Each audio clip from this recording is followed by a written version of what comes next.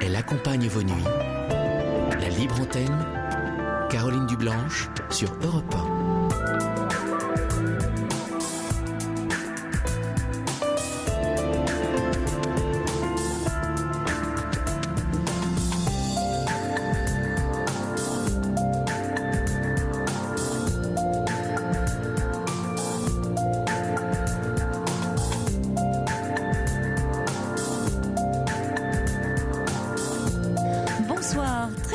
De vous retrouver pour 2h30 de direct pendant lesquelles on va se parler, échanger, débattre, s'entraider avec vos témoignages au 39 21. La ligne est ouverte comme tous les soirs jusqu'à 1h du matin et Amandine et Paul attendent impatiemment vos appels sous le regard complice de Philippe Chartier qui est aux manettes de l'émission. 39 21 si vous désirez me parler ou dialoguer à tout moment avec un auditeur ou une auditrice. Et on compte également bien sûr sur vos réactions, que ce soit sur la page Facebook, par mail europe1.fr ou encore par SMS au 7 39 21. Et avant d'écrire votre message, SMS, n'oubliez pas de mettre le mot-clé qui est le mot nuit.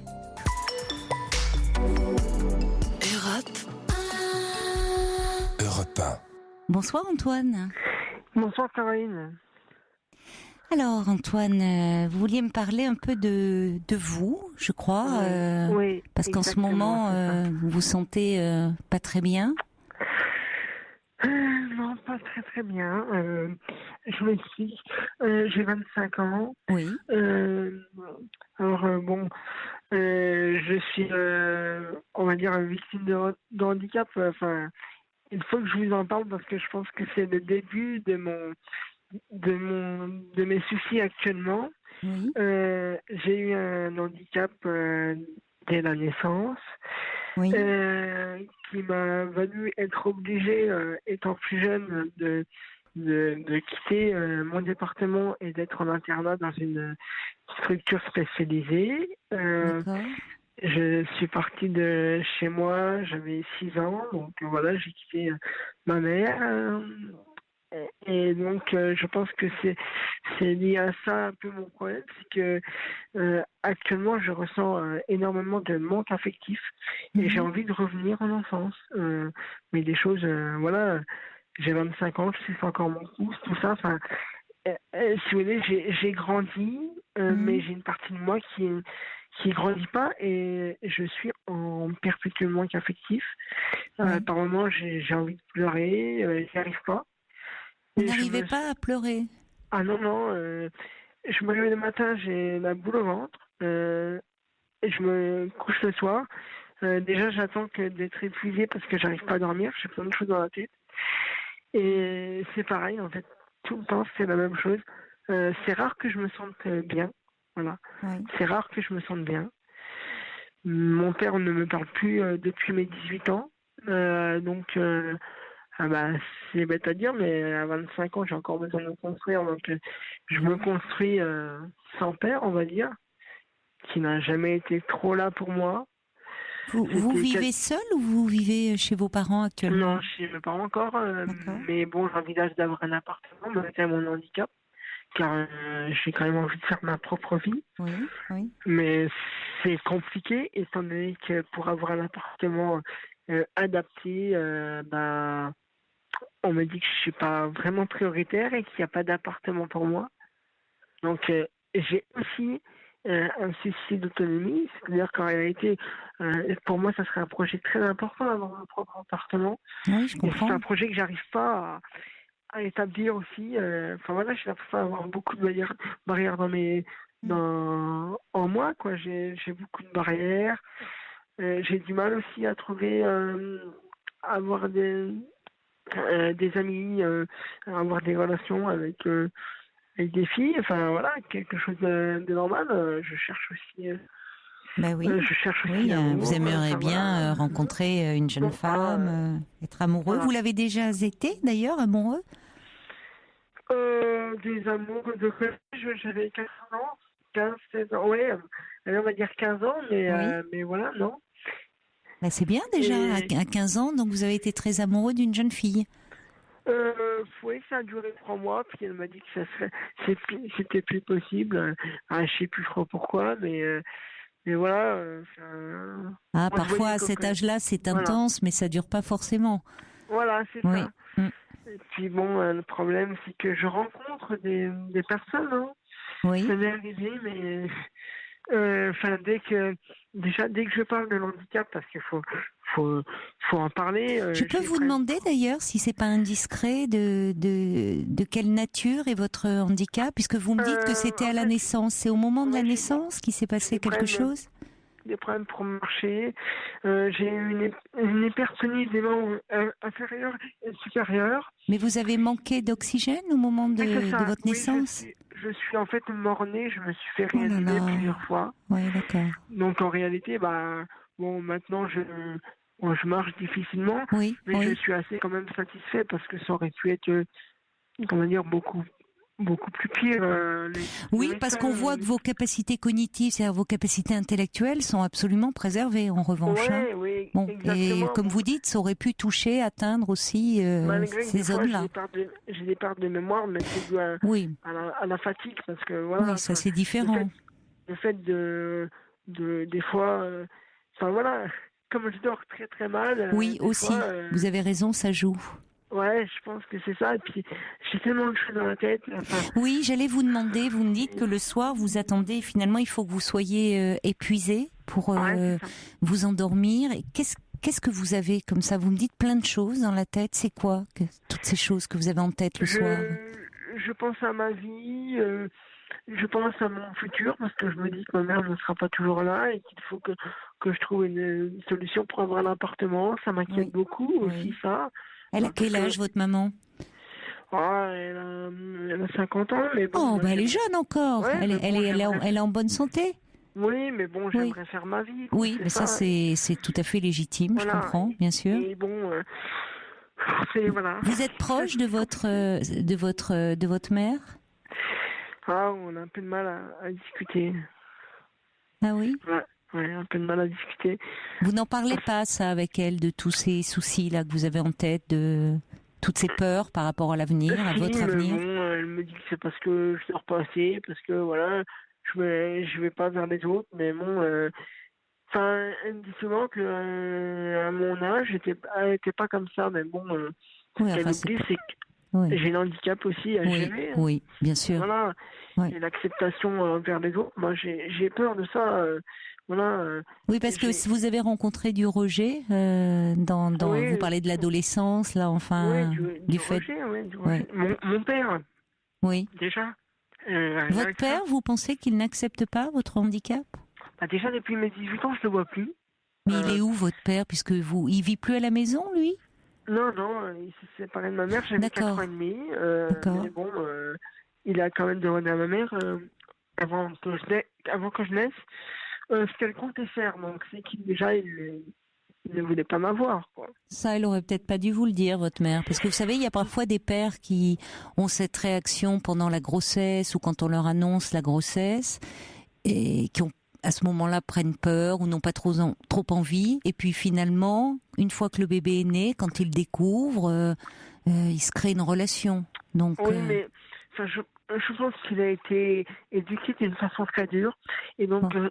je n'avais pas de câlin, pas de bisous, pas de gestes d'affection. Il me disait souvent, ouais, mais t'es un homme, voilà. Donc, Ah oui, quand vous étiez enfant. même adolescent, voilà, parce que d'un côté, je voulais me rapprocher de lui, voilà, parce Ben qu'on oui. se connaissait pas plus que ça.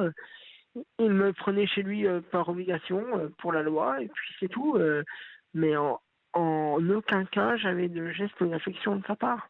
Oui, il ne sait pas, en fait, montrer son affection. Voilà, et puis là, j'ai décidé de plus aller le voir parce que ça devenait compliqué pour moi de vivre ça. Et il n'a pas compris. Il m'a dit, il m'a dit texto, hein, comme ça, il m'a dit, il faudra pas venir pleurer si tu crèves ou je sais pas quoi. Enfin Oh là voilà. là. C'était assez dur, hein. Moi, je Oui, trouve il ne quand pensait même pas que forcément, il était en colère, il s'est senti lui rejeté, mais il n'a pas compris que vous vous sentiez rejeté. Et que c'est pour ouais, ça que voilà, ouais, finalement voilà, vous avez c'est pris ça. cette décision pour moins souffrir. puisque si c'est pour le voir et être continuellement frustré, mais ça, voilà, c'est ça. Peut-être qu'il va y réfléchir, on peut l'espérer, et se rendre compte que c'est qu'il y a beaucoup d'attentes de votre part. Ça s'est arrêté, j'avais 18 ans, 25 ans, et maintenant qu'on se croise, parce qu'on est dans la même ville, et quand on se croise dans les magasins, même si c'est pas prévu, hein, mais il ose à peine me dire bonjour, mes frères et tout, il leur a dit que si je les voyais plus, c'est parce que je les aimais pas. Donc voilà, et du coup... oui, il se trompe complètement. Il me parle comme un... Honnêtement, il n'ose pas me voir. Il m'oublie carrément, même quand on se voit. Mon beau-père, des fois, ça y arrive de le voir. Oui. Parce qu'ils font la même passion, ils chassent et tout. Bon, malgré qu'ils ne soient pas tout le temps ensemble, mais ça y est déjà arrivé de le voir dans une chasse et tout. Oui. Et ce qui m'inquiète, non. Mais ce qui m'a toujours posé question avec ton père, c'est que jamais il sait que je suis ton beau-père et tout, que je suis avec ta mère. Jamais il me demande comment tu vas. Jamais. Ça ne veut pas dire qu'il ne pense pas à vous. Je comprends que ça vous fasse mal, mais ça ne veut pas dire qu'il pense pas à vous. Il a pas compris. C'est-à-dire qu'il réagit en fonction de ses propres sentiments. Lui s'est senti rejeté. Au lieu d'essayer de comprendre ce qu'il aurait dû faire, évidemment, quand vous lui avez dit que vous ne vouliez plus le voir, mais parce que ça vous faisait souffrir de le voir et de ne pas arriver à parler, à échanger, à être proche de lui. Lui s'est senti rejeté, donc il fait comme si il parlait plus de vous. Il travaillait, le dimanche, il était à la chasse, et donc je ne le voyais pas, j'étais avec ma belle-mère. Moi, c'est parce que, voilà. Et donc, du coup, en plus, avec ma belle-mère, on ne se connaît pas très très bien, et donc, voilà. Vous avez des frères, vous me parlez de frères, vous avez des frères également, Antoine? Oui, des demi-frères, voilà, demi-frères. Du côté de votre père? Ouais, du côté de mon père. Et du côté de votre mère, vous êtes fils unique? Ouais. D'accord. Je pense que moi, enfin, c'est peut-être que ce que je pense moi, mais je me dis que je suis tellement, je vais pas dire fragile, mais je suis tellement en manque d'affection et tout, je me dis que ça se trouve, j'aurais bien aimé avoir la place du petit dernier avec un frère ou une sœur avant moi, parce que, enfin, je me dis, ça se trouve, je vivrais un peu mieux, parce que là, du coup, je me sens seule. Oui, je comprends. Voilà. Ouais. Vous enviez un peu la position de vos demi-frères, là, un peu, peut-être. Moi, je les vois plus, mais c'est comme quand je vois des parents, des pères, s'occuper de leurs petits-enfants, leurs petits-enfants, c'est maintenant dans la génération actuelle, des parents, les pères s'occupent de leurs enfants. C'est vrai. Je vais dire, je vais pas dire ça me rend jaloux, mais on va dire un peu ça. Un peu. Oui, vous vous mettez plus à la place de l'enfant, du petit enfant, que du père. Ouais. Voilà. Pour le moment. C'est que vraiment. Donc j'ai une partie de moi qui a grandi, par handicap. Avec handicap, on est obligé de grandir très vite quand même malgré tout. Ouais. Ça fait grandir. Donc, il y a une partie qui reste un peu comme petit et qui a besoin... C'est normal d'ailleurs, vous n'avez que 25 ans. Rester, des fois, avoir un stade, on va dire, petit enfant ou même bébé, quoi. Oui, qu'on s'occupe de vous. Moi, j'ai honte de dire ça. Non. D'ailleurs, je le dis mal d'en parler parce que... Pourquoi ? Clairement, j'en ai parlé à beaucoup d'amis. Oui. Et moi, je suis dans le métier musical. Ah oui, j'allais vous demander, c'est-à-dire... Non, je suis bénévole, mais bon, pour moi, malgré que je suis bénévole, pour moi, c'est un métier quand même. Oui. Il faut quand même le faire. Bon, après, voilà. Mais en fait, beaucoup s'obstinent à me faire une mauvaise réputation pour ça. C'est-à-dire que, pour quelle raison ? Parce que, pour eux, j'ai 25 ans, je devrais pas citer mon plus, des machins comme ça. Parce que mais vous le faites en public, ça ? Non. Mais vaut mieux pas leur dire, parce qu'effectivement J'en ai parlé parce que j'avais besoin de parler de ça. Oui. Mais il faut faire attention à qui vous parlez, je comprends. Voilà, parce que c'est pas grave, vous avez été très carencé dans votre vie. Quand vous me parlez de l'internat à 6 ans, c'est dur.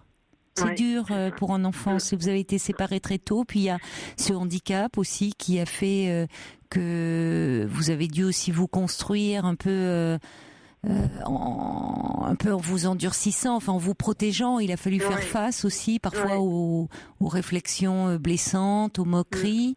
Et puis vous avez été séparés tôt, c'est tôt, l'internat pour un petit garçon, pour un petit enfant de 6 ans.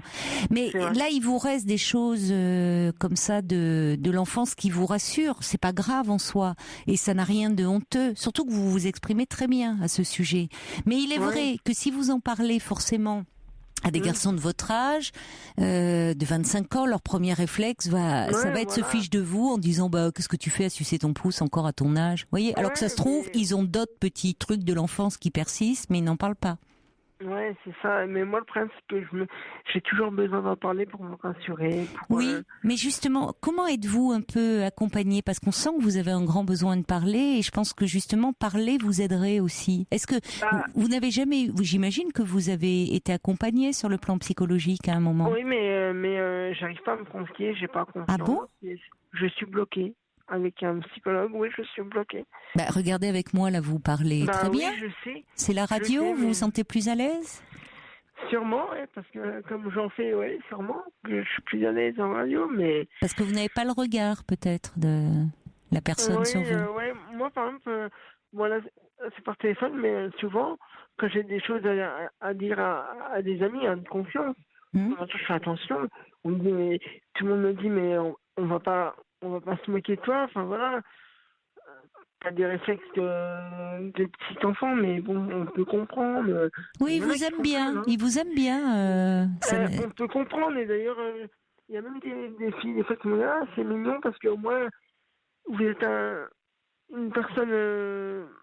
Enfin, il parle comme ça, vous êtes un mec qui montre un peu sa fragilité, donc il y en a qui ça plaît. Bon. Ils doivent je pense qu'ils doivent avoir une certaine admiration par rapport à ça, parce que quand on a un jeune homme de 25 ans, comme vous le dites, c'est rare de se montrer fragile et de parler, je dirais, de montrer sa sensibilité comme vous le faites. Donc, même si parfois ils vous taquinent, je pense qu'effectivement ils doivent être surpris et un peu admiratif de cette capacité-là que vous avez, que vous avez dû développer. Parce que, du fait de votre handicap, même si vous vous résumez pas à ce handicap, évidemment, il a fallu, pour vous construire aussi, accepter que vous étiez vulnérable. Alors que quand on a 25 ans, on n'aime pas se sentir vulnérable, en général. Vous voyez d'ailleurs à ce moment-là, je reçois un message d'ailleurs alors c'est pas signé parce que au-delà de 160 caractères, j'ai plus la fin du message malheureusement, mais quelqu'un qui a relevé, parce que c'est vrai que c'est très fort ce que vous dites. On revenait sur les conditions de votre naissance et vous dites que vous avez été mort-né. C'est pas rien ça, de vous trimballer ça, mort-né. Pas évident de trouver sa place comme ça, alors que on vous sent vous terriblement vivant aujourd'hui. Et la personne dit, je trouve qu'Antoine s'exprime particulièrement bien. D'autre part, ajoute cet auditeur ou cette auditrice, au vu de ses souffrances et de ses difficultés, il a une conscience, une très grande conscience des choses, une grande acuité, une arme essentielle pour se battre et avancer dans la vie. Peut-être, je sais pas. Il y a Margaret qui dit, vous parlez tellement bien de vos manques qu'on oublie complètement votre handicap. Bon courage et bonne chance pour votre vie future. C'est gentil. Mais pourquoi actuellement vous n'êtes plus du tout suivi sur le plan psychologique? Non. Non, parce que vous l'avez peut-être, à un moment, ça vous a été peut-être un peu imposé dans l'enfance, vous en avez marre de ça? Oui, ça a été imposé. En fait, on m'a dit... Tu vois, pour moi, un psychologue, c'est un peu pour se décharger. Et là, on m'a dit qu'il fallait que moi, je trouve des solutions tout seul, qu'il fallait que je trouve pourquoi j'étais comme ça et tout. Et voilà, la façon je sais pas comment je peux vous expliquer. La façon qu'on m'a amené ça, en fait, quand je me sens de parler, j'ai pas envie de réfléchir. Et en fait, on m'a fait comprendre que oui, mais il fallait que je trouve l'élément déclencheur, pourquoi ça s'est passé comme ça, tout ça. Et en fait, c'est ça qui me fatiguait un peu, quoi. Ça me mais alors, écoutez, là, je vous rejoins complètement. Quand on parle en thérapie, Antoine, on n'intellectualise pas. c'est bien de parler sans réfléchir. C'est bien de parler comme... Non, mais c'est bien de parler comme vous le faites. À la limite, vous savez, pour un psy, quand intellectualiser trop, c'est une façon de mettre à distance ses émotions. Et ça peut être une défense. Les gens ne le font pas. Vous voyez, ils se disent pas, tiens, je vais intellectualiser pour mettre mes émotions un peu à distance. Or, là, je vous rejoins. En thérapie, on n'est pas là pour intellectualiser. Alors après, on peut tisser des liens entre les difficultés qu'on éprouve dans sa vie d'aujourd'hui, qui ont souvent à voir avec, évidemment, notre vécu et tout ce qui s'est passé dans l'enfance et même avant. Oui. Mais pour autant... peut-être que, je ne sais pas, avec la personne que vous avez rencontrée, soit ça tournait un peu en rond, à vide, ou vous n'étiez pas en confiance suffisamment, comme vous me le dites. Mais je trouve que c'est pas une raison pour baisser les bras par rapport à ça. Parce que, par rapport à ce besoin de parler que vous avez, qui me paraît très salutaire, parce que on sent que derrière ça, il y a une demande immense, et on ne progresse pas, on n'avance pas, quand on fait un travail sur soi, si on n'a pas ce désir au fond d'aller mieux. Et d'aller, comme vous dites, ce que je trouve formidable, c'est toutes ces aspirations, tous ces rêves que vous avez, qui sont ceux d'un jeune homme de 25 ans, j'ai envie de dire. C'est-à-dire, vous projeter dans la vie, avoir votre appartement, votre autonomie, peut-être construire un projet professionnel, avoir une petite amie, tout ça est très sain. Et je pense qu'il serait important... une thérapie, c'est pas simplement pour se décharger comme on enlèverait l'épine du pied et puis voilà. C'est aussi pour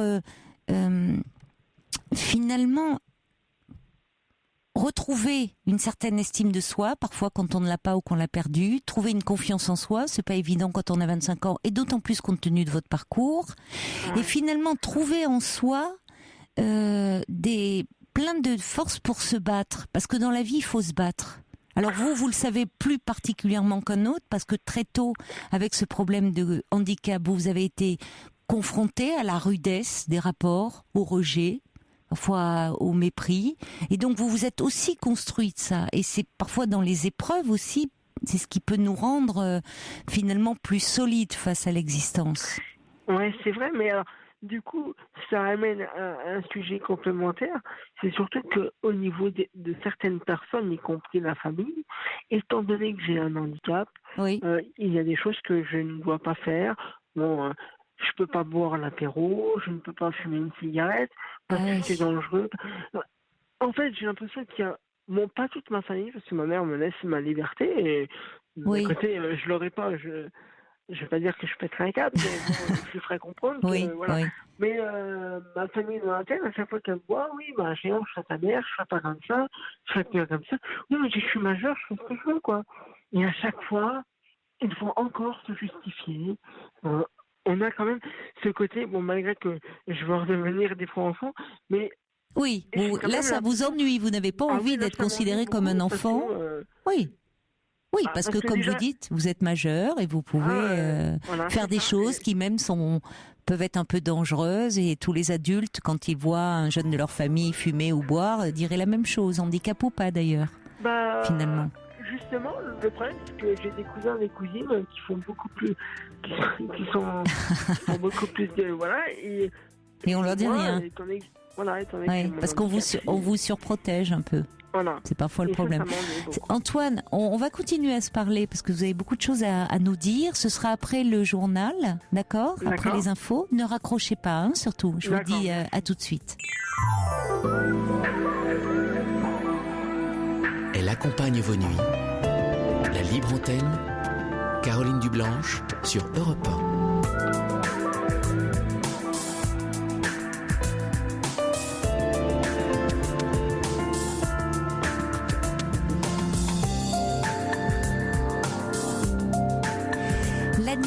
Est à vous sur Europe 1 et la ligne est ouverte au 39 21. Nous sommes en direct, bien sûr, comme tous les soirs, jusqu'à 1h du matin, et je vous invite à me confier vos doutes, vos interrogations, vos désirs, vos fragilités. 39 21 si vous désirez me parler. Vous pouvez également composer ce numéro à tout moment pendant l'émission pour échanger avec un auditeur ou une auditrice, et vous pouvez aussi nous faire part de toutes vos réactions par SMS SMS au 7 39 21 en faisant précéder votre message du mot nuit sur la page Facebook ou encore sur le site europe1.fr. Antoine ? Oui. J'ai beaucoup de messages déjà qui arrivent pour vous, vous savez. Ah bon ? Vous voulez que je vous en lise quelques-uns ? Oui, je veux bien. Alors, il y a Naïma qui, puisqu'elle entendait votre désir d'autonomie et vous aimeriez bien pouvoir trouver un logement, Naïma nous parle de l'association Handis-toi. Je ne sais pas si vous connaissez. Ah, je connais pas, non. Alors, on a cherché là sur Internet, Amandine a cherché là pendant les informations. Il y a un site, si vous avez de quoi noter. Alors ça se tient, Handis comme handicap et toi, handis-toi, TOIT.org. Le problème, c'est que on a un seul numéro qui est en région PACA. Et en fait, ils font en septembre dernier, là, l'association Handis-toi a renouvelé son partenariat en faveur du logement adapté pour les personnes en situation de handicap. Donc, si vous voulez, ils intègrent dans leur résidence des appartements adaptés selon le type de handicap. Mais alors, je vous dis, allez voir peut-être sur le site parce que donc handis-toi.org, peut-être que Naïma pourra nous donner plus d'infos si elle en a, parce que je la remercie, c'est elle qui nous a transmis cette information. Ouais, je connaissais pas. Pour le moment, on l'a que dans la région PACA. Par rapport à vos petits restes d'enfance qui subsistent et qui vous rendent un peu honteux, Sylvain Idiot, vous savez, moi j'ai sucé mon index jusqu'à 24 ans et après je suis tombée amoureux. Ça s'est arrêté tout de suite, dit Sylvain. Il y a quelqu'un qui dit oh là là, j'ai sucé mes doigts jusqu'à 50 ans. Vous voyez, vous avez de la marge. Madre de mia. Et ça va quand même, dit cet auditeur ou cette auditrice. Et puis j'ai Olivier le patrouilleur, ça fait plaisir de le retrouver parmi nous, ça faisait un petit moment qu'il était plus là, il nous avait manqué, qui envoie un très joli message pour vous qui dit Antoine doit s'accrocher à la vie comme le petit nourrisson qu'il était s'est accroché lors des tentatives de réanimation. C'est très bien vu. Ouais, c'est vrai.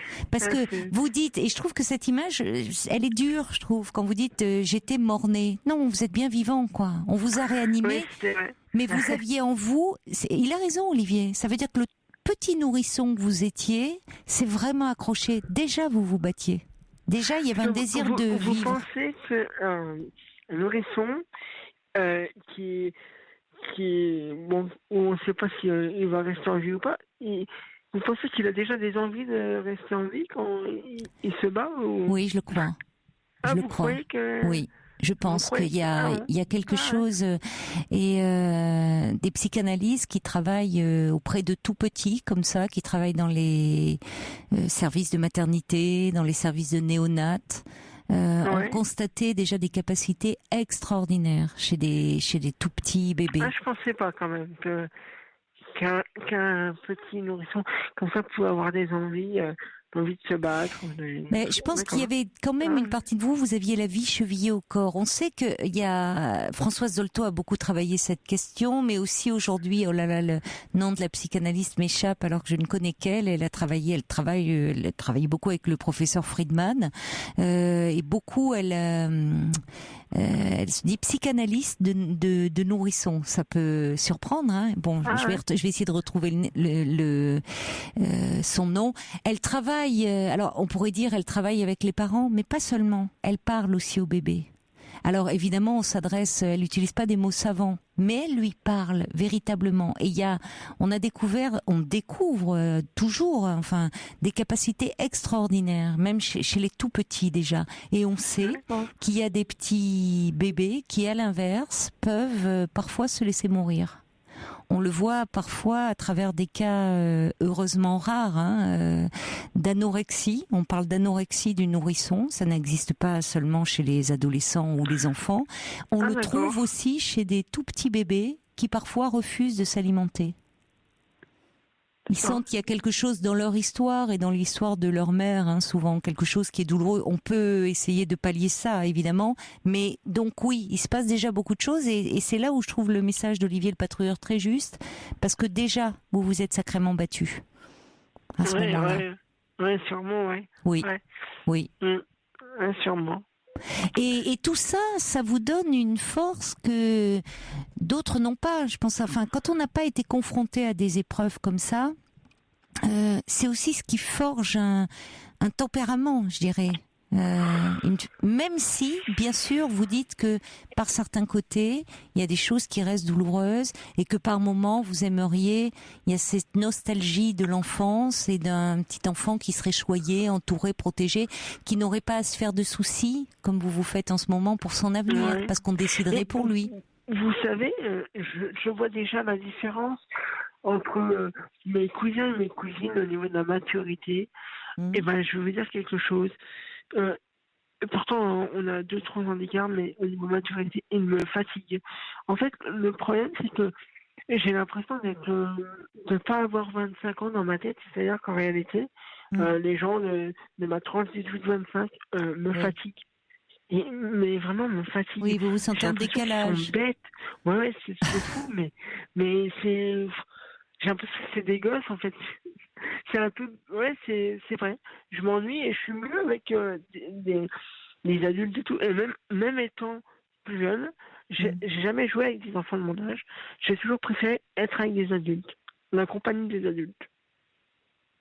Oui, parce que vous le dites très très bien, c'est-à-dire que ça vous a amené ce que vous avez vécu dans votre enfance à, à acquérir malgré vous une beaucoup plus grande maturité affective et intellectuelle et donc ça vous met en décalage par rapport aux préoccupations des jeunes de votre âge que vous pouvez trouver frivoles en Ah ouais, apparence, même si vous savez derrière cette apparente frivolité se posent aussi beaucoup de questions plus existentielles.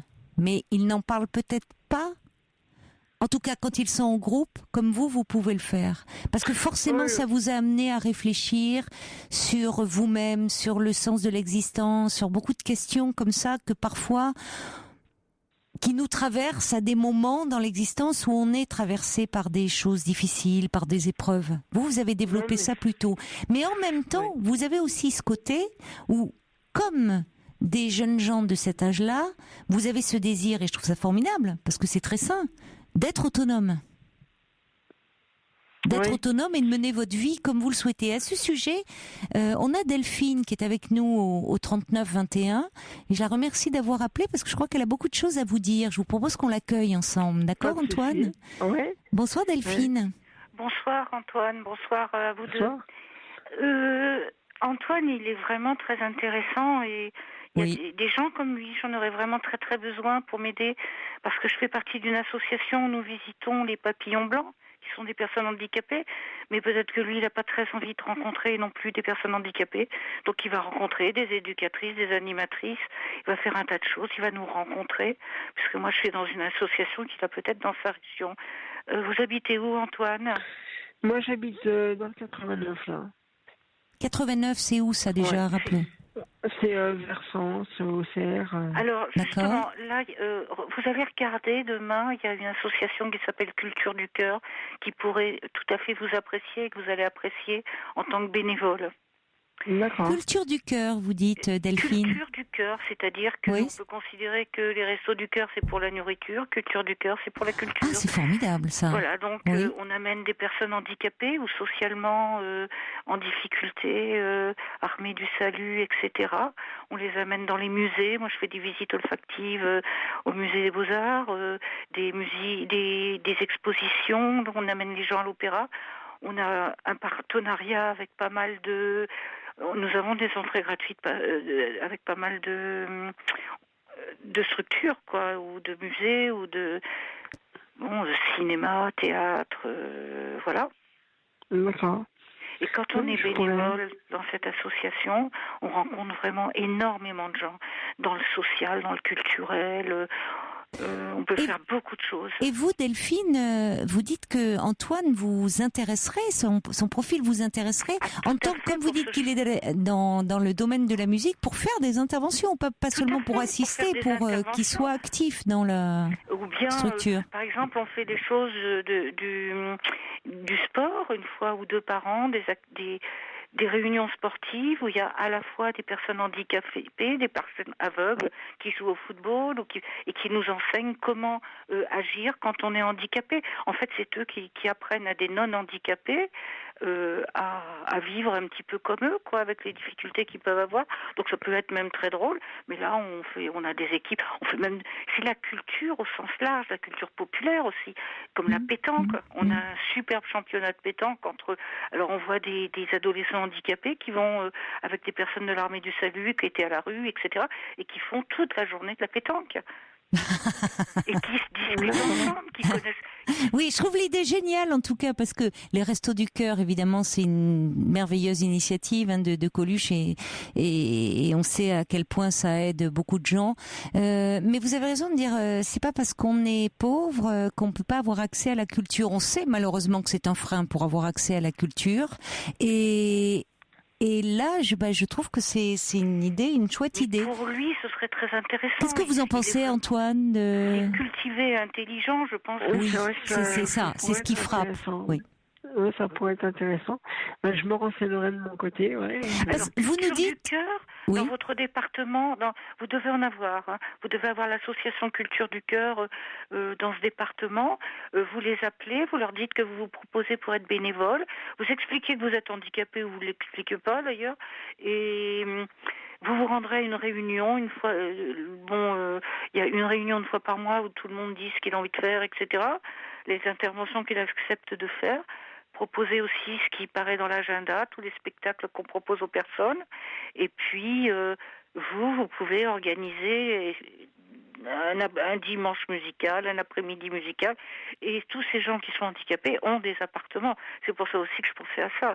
Moi, je peux dire que maintenant, j'ai des amis trisomiques et qui vivent dans un appartement et qui ont mon âge, qui ont plus de 60 ans et qui ont leur petit appartement dans une structure, qui peuvent rester dans leur chambre, qui peuvent descendre, enfin bon. D'accord, ouais. Donc, et vous nous avez pas dit d'ailleurs, Antoine, parce que vous dites actuellement vous êtes bénévole au sein d'une association, vous dites dans la musique. Oui, j'étais en radio, j'étais sur une radio FM. Là. Ah bon? C'est pour ça que vous êtes si à l'aise en radio alors. Non, vous étiez plutôt derrière J'étais à l'aise, bon, ça s'est arrêté parce que ça convenait plus quand voilà, ils voulaient passer à autre chose. Sinon, je refais de la radio sur une web radio, là, une petite radio internet. Donc oui, dans la musique, je vais pas dire que je suis assez actif, je suis pas très très connu, mais c'est bien, voilà.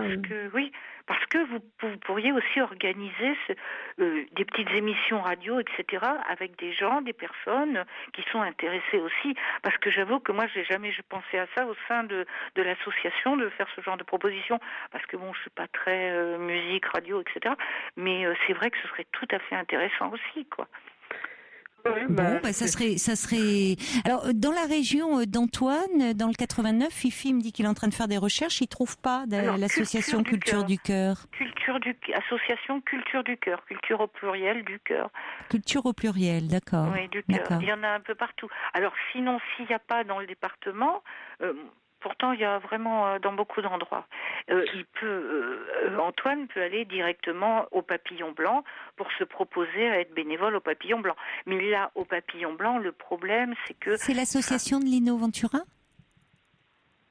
Non, les Papillons Blancs, c'est l'association qui existe depuis tellement longtemps. Ah, c'est Personnage, oui, Lino Ventura, oui, je me trompe. Les Papillons Blancs, non, c'est une association pour des personnes qui ont des handicaps différents, de tous les âges. Donc, qui sont ou en structure ou à l'extérieur d'une structure. Et puis, il y a des après-midi où des gens un peu handicapés, sourds, par exemple, vont tricoter ensemble, boire un pot ensemble, etc. Il y a aussi autre chose, ce sont les GEM. Vous connaissez les groupes d'entraide mutuelle. Voilà. Ça, c'est très Antoine, intéressant. vous connaissez ou pas ? Non, je connais pas. Vous pouvez nous en parler un peu, Alors, Delphine ? les GEM sont des groupes d'entraide mutuelle, c'est-à-dire que sont des gens qui sont isolés, qui se sentent isolés. C'est très étrange parce qu'en Turquie, dans chaque village, il y a ça. Et en France, nous, oh là là, chacun chez soi. Là, ce sont des gens qui supportent pas trop la solitude, qui ont envie de sortir sans dépenser d'argent. Donc, ils font des activités entre eux. Ça peut être un Scrabble, ça peut être une chorale, ça peut être à midi manger ensemble, se préparer à manger. Alors, les GEM c'est une structure en général plus ou moins jolie, avec une magnifique cuisine en général. Ça compte, ça, c'est important. Oui, parce qu'ils privilégient la cuisine avec des subventions. Peut-être, alors je sais pas pour les jeunes comme vous, Antoine, je sais pas si ça compte. J'allais dire, est-ce qu'il y a des jeunes de l'âge d'Antoine? Il a 25 ans, Antoine. Oui, non, mais tout à fait. Il y a tous les âges. Il y a des gens de 18 ans qui sont nés avec un handicap, comme une hémiplégie à la naissance, des choses comme ça. Moi, je m'occupe pas trop de savoir ce que c'est comme handicap, mais bon, une fois, j'ai su une jeune femme qui avait 18 ans, qui avait une hémiplégie à la naissance, donc travailler, c'était assez compliqué, ça prenait du temps pour trouver un emploi. Donc, en attendant, elle passait 3 après-midi par semaine. En même temps, je ne sais pas si je me trompe, vous me le dites, Antoine, mais j'ai l'impression que vous ne voulez pas, et vous avez raison, être résumé à votre handicap. Parce que c'est vrai qu'il y avait Margaret qui le disait, quand vous parlez, c'est pas ça qu'on entend, c'est ce que vous dites d'ailleurs, Delphine. Ce qu'on entend, c'est votre intelligence, votre lucidité, votre sensibilité. Vous voyez, le handicap, c'est pas... C'est ça, en réalité, c'est pas méchant, mais le problème, c'est que c'est vrai que j'ai plus envie de m'intégrer dans la vie, comment je peux expliquer ça? Ordinaire. Ouais, c'est ça. En réalité, c'est que, parce que j'ai quand même beaucoup passé de temps en structure, une structure, d'ailleurs la deuxième structure qui m'a, on va pas dire détruit psychologiquement, mais qui m'a fait développer des peurs, la non-confiance en moi.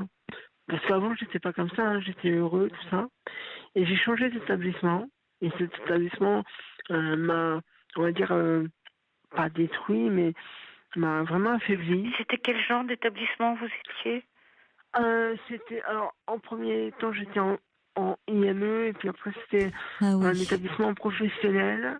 Oui. Mais il y avait des handicaps encore plus lourds. Oui, ça devait être angoissant pour vous. Et en ESAT, vous êtes déjà allé en ESAT ou pas? En fait, le problème, c'est que j'ai peur de ça. Oui, mais moi aussi. Oui, mais je comprends que vous ne vouliez pas. Oui, mais je comprends. J'ai pas vraiment envie d'être en milieu protégé. C'est peut-être on me reproche assez. On me dit, mais tu es handicapé, tu ne veux pas être avec des personnes handicapées. Oui, mais vous avez toutes vos capacités cognitives. Quand on vous entend, c'est votre intelligence qui ressort, c'est pas votre handicap. Donc moi, je comprends que vous ayez peur d'aller dans des établissements trop spécialisés, type ESAT. Ouais. Vous allez vous retrouver complètement en décalage. Mais je trouve toujours et c'est pas faire injure aux ESAT, d'ailleurs. Mais je comprends, de vous en... C'est pour ça que le bénévolat Culture du Cœur, ce serait bien, parce que on est entre nous, entre bénévoles, où on a des handicaps ou on n'a pas de handicap, on n'en a plutôt pas, mais on accepte tous les bénévoles. Ils arrivent comme ça, ils font des propositions. Au début, on les accompagne pour leur montrer comment ça se passe dans les structures, ou quand on va à l'opéra, par exemple, avec des gens. Alors des gens qui sont ordinaires, mais qui ont eu des accidents de la vie, par exemple, donc il n'y a pas de handicap. Et vous faites le choix de ce que vous voulez faire. C'est pour ça que c'était intéressant. Ouais. Moi, je sais qu'il y a des gens que je n'ai pas envie de fréquenter, par exemple. Bon, donc je m'occupe pas de ces gens-là. Et puis un jour, quand je m'en occupe, je me rends compte que finalement j'avais des appréhensions qui étaient ridicules. Mais c'est ça. Est-ce que vous accepteriez, Delphine, parce que je trouve c'est tellement clair, ça ouvre des pistes intéressantes, peut-être d'en discuter hors antenne avec Antoine? Je pense que ce serait bien. Écoutez, je vais noter ou plutôt il prend mon numéro. Oui, à ce moment-là, Antoine, si vous le souhaitez, vous voyez, peut-être que vous pourrez vous entretenir, parce que j'ai l'impression que vous avez beaucoup de choses à... côté Culture du Cœur dans son secteur. Je vous remercie, Delphine. En tout cas, merci de nous avoir, ça permet déjà de parler de cette association, et je trouve ça formidable comme initiative. Écoutez, moi, quand je l'ai découverte, écoutez, il m'arrive de passer plus de 30 heures par semaine à travailler avec eux. Oui, en effet. Là, je suis en train de faire des préparations, et puis on a un agenda qui est énorme, on a tout ce qui se passe dans le département. Donc il y a une ouverture, sur le monde comme ça culturel, et c'est quelque chose qui pourrait être susceptible de vous plaire, Antoine, peut-être. La culture, culture populaire aussi, quoi. Oui. Ouais. Là, vraiment, ce qui m'intéressait, parce que l'opéra, c'est l'opéra. Moi, ce que j'aime, j'en pleurais, c'est quand j'amène des personnes qui sont en grosse difficulté dans un musée, et que tout de suite, ils me disent, moi, vous savez, le musée, c'est pas mon truc. Oui. Et puis, au bout d'une heure et demie, ils me disent, on peut continuer.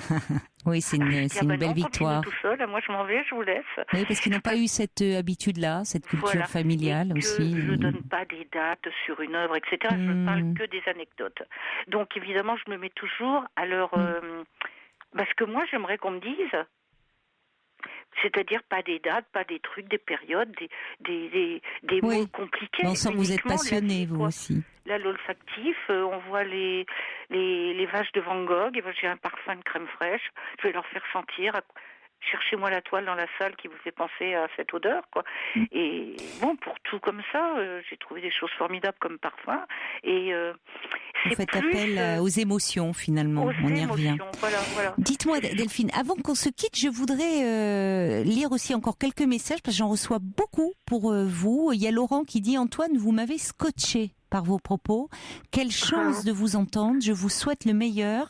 Si vous êtes prêt à communiquer, Laurent serait heureux de pouvoir partager avec vous. Alors, il faudrait que vous nous laissiez votre numéro de téléphone, Laurent, par SMS ou en appelant le 3921, et on le transmettra bien volontiers à Antoine. Encore des messages. Il y a Geneviève Deslandes. Elle dit: moi, je suis une mamie, mais aussi Geneviève, elle est vraiment admirative de votre parcours. Elle dit même: je vous aime, 3 points d'exclamation. Elle est émue par votre maturité. Quelqu'un qui dit aussi: quelle chance de vous entendre, Antoine. Finalement, j'allais m'endormir et vous m'avez tenu en éveil. Autant de maturité force le respect. Vous méritez de gagner. On vous aime, dit cette personne. Mais il a déjà gagné. Oui, il a déjà gagné. Je suis d'accord avec vous. J'ai envie de mourir. Lui, il a toujours dit: j'ai envie de vivre. Il y a un désir de vivre incroyable chez vous. Oui. Ça m'arrive quand même d'avoir envie de mourir. Oui, c'est vrai. Non, mais c'est trop tard. Hein. Vous êtes accroché depuis le début. Vous êtes accroché à la vie. Après, oui, c'est vrai que ça m'est déjà arrivé de passer dans des stades, où vraiment... Oui, mais c'est là, Antoine, où je pense qu'il serait important que vous soyez un peu accompagné, peut-être un peu sur le plan psychologique, en trouvant quelqu'un, évidemment, qui vous corresponde et avec qui vous vous sentez bien. Ouais, en tout cas, je rejoins les auditeurs, ça a été un plaisir de vous entendre, Antoine. Je vous embrasse, je vous souhaite le meilleur. N'hésitez pas à nous donner de vos nouvelles. Et merci beaucoup, Delphine, pour votre intervention qui a été très aidante. Ne raccrochez pas tous les deux. Amandine vous reprend, hors antenne. Beaucoup. Au revoir. Au revoir. Pour parler à Caroline Dublanche, appelez le 3921. 50 centimes la minute, plus coût de l'appel.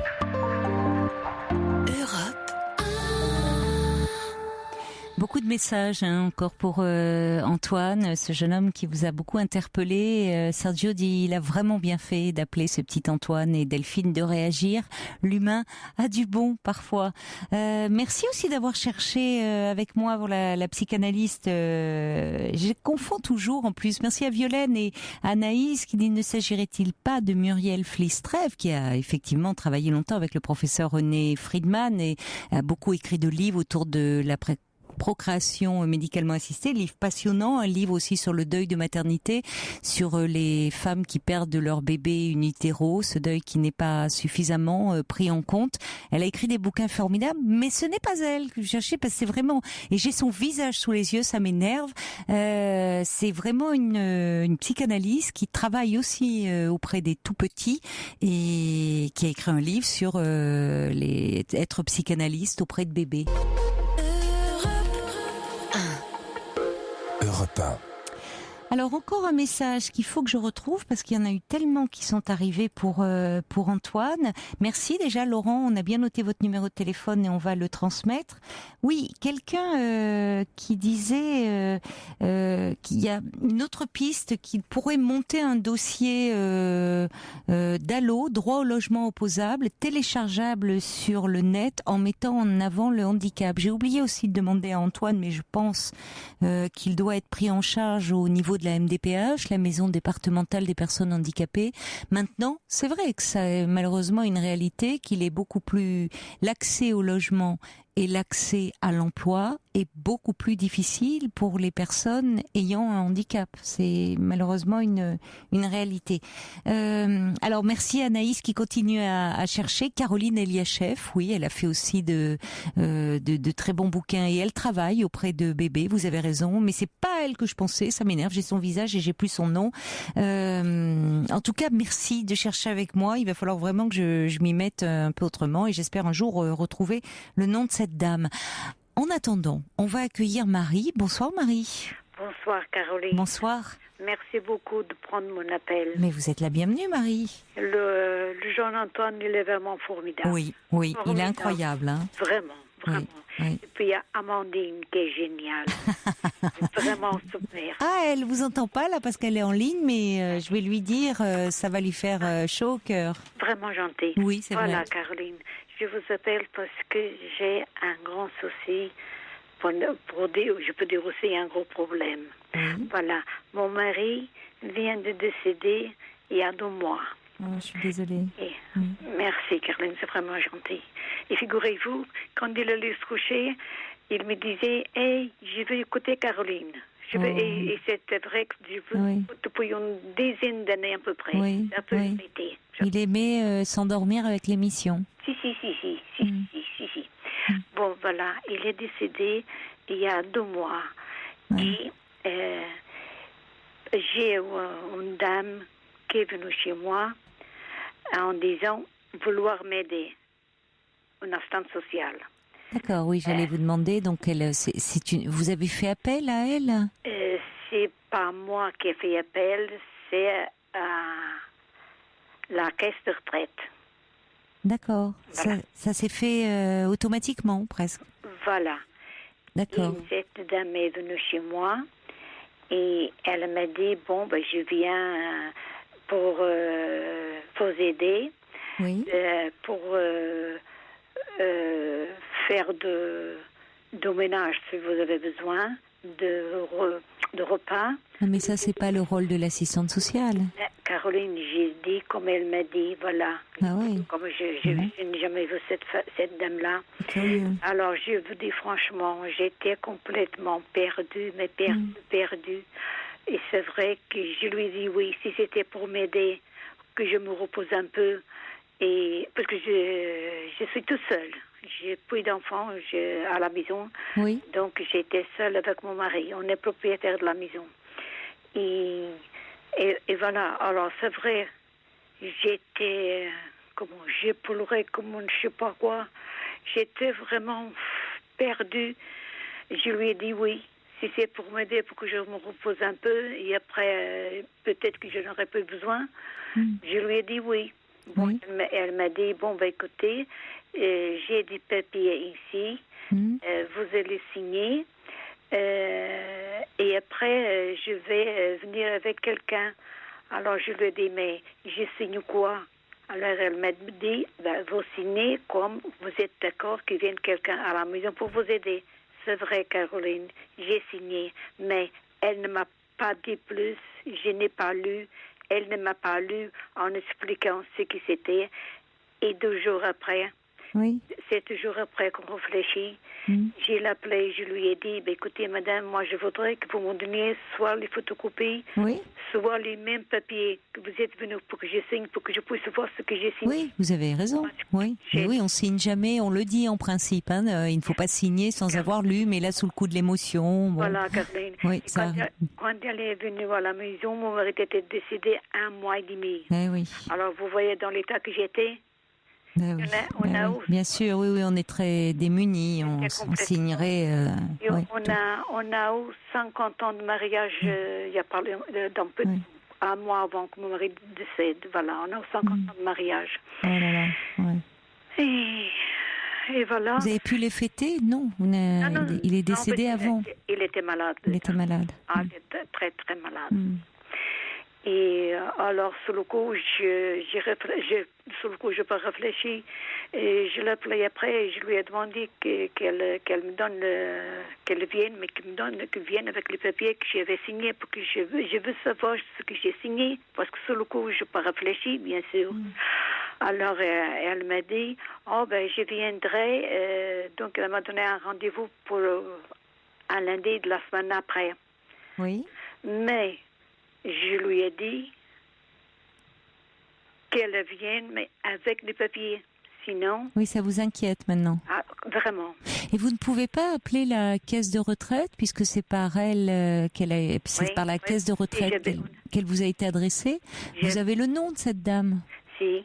Bon, vous pourriez peut-être, avant le rendez-vous, dire, écoutez, leur expliquer comme vous le faites avec moi, tout simplement, en disant, voilà, il y a une dame qui est venue, qui m'a fait signer un papier, mais moi j'étais bouleversée, j'ai signé sans le lire. Donc déjà, vous assurez, c'est certainement le cas, parce que je vois pas sinon comment cette dame serait arrivée chez vous, vous assurez qu'il y avait bien un rendez-vous tel jour à telle heure. Ils l'ont consigné quelque part.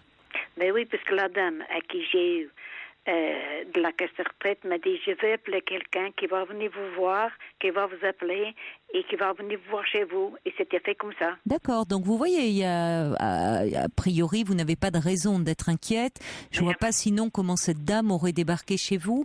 Peut-être qu'elle était assistante sociale, effectivement. Donc elle était, comme elle vous l'a dit, assistante sociale, et que ce papier était pour que vous ayez droit à ce qu'on appelle des auxiliaires de vie, généralement. C'est-à-dire des personnes qui peuvent vous aider, quelques heures de ménage, comme elle vous l'a dit, la cuisine éventuellement, mais pour ça, bien sûr, il faut avoir votre autorisation et que la personne. C'est pour ça que je comprenais pas au départ. Je disais c'est pas le rôle d'une assistante sociale, mais il se peut que ça soit l'assistante sociale qui s'est bien déplacée à votre domicile. Oui, elle s'est présentée comme assistante sociale. Oui. Elle m'a laissé son numéro de téléphone. Oui, vous voyez. Elle vous, il y a. Non, d'accord, oui. Il n'y a pas lieu a priori de vous inquiéter. Si vous voulez vraiment vous rassurer, rien ne vous empêche, puisque vous aviez fait une démarche. C'est vous qui aviez appelé la caisse de retraite? C'est la dame de la caisse de retraite qui m'a proposé. Voilà. Et vous avez son téléphone? Je n'ai rien demandé.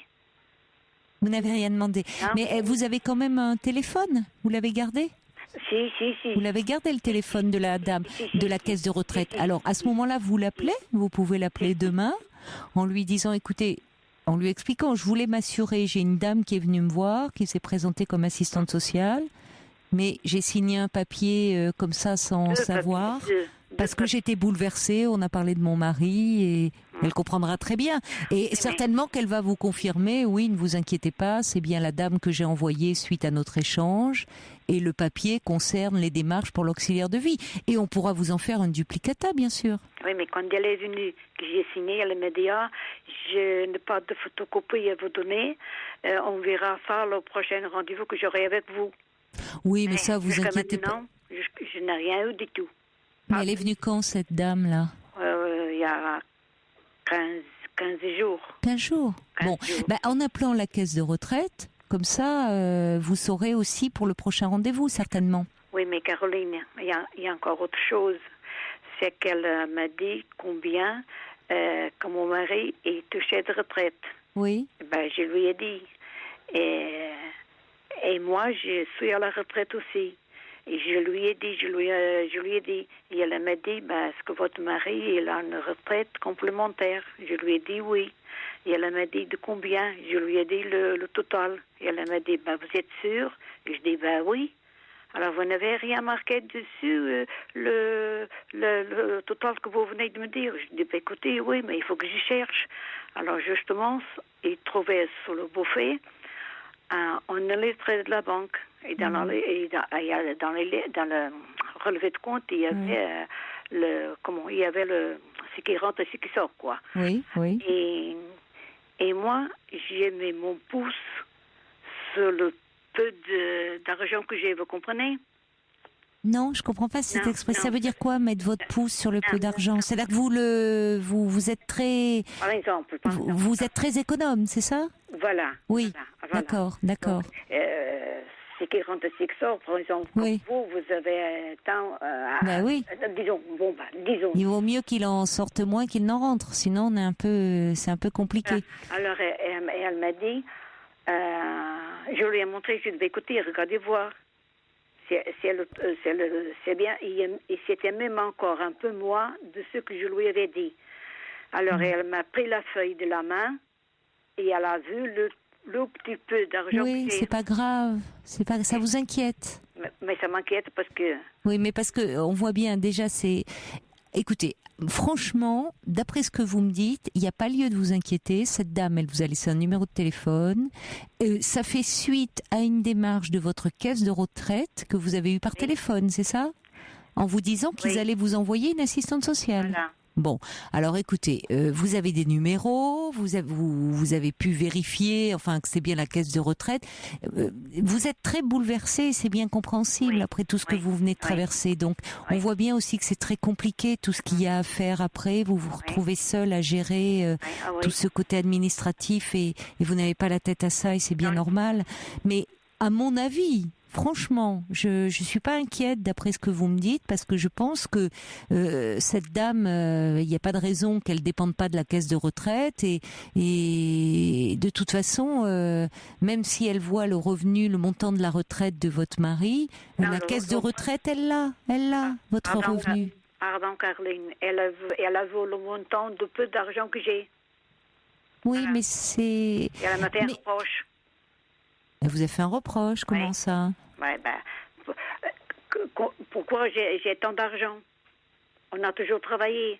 On n'a jamais été en vacances. C'est curieux qu'elle vous dise ça. Elle n'a pas à se mêler de ça. Alors écoutez, appelez la caisse de retraite demain matin. Et puis elle m'a dit, je peux visiter votre maison. Alors elle a visité toute la maison. Et voilà, puis elle m'a dit, vous pouvez faire des travaux. Même si vous avez payé quelque chose. Moi, je dis, écoutez, je veux bien payer, mais que ce ne soit pas beaucoup. Elle m'a dit, mais vous vous rendez compte de l'argent que vous avez? Je dis, écoutez, madame, qu'est-ce que j'ai? Ah oui, non, mais alors là, effectivement, vous me dites les choses au fur et à mesure, Marie, et ça prend une autre tournure, là. Parce que là, je comprends... Ah oui, vous auriez dû m'en parler tout de suite. Non, alors là, effectivement, c'est un peu surprenant.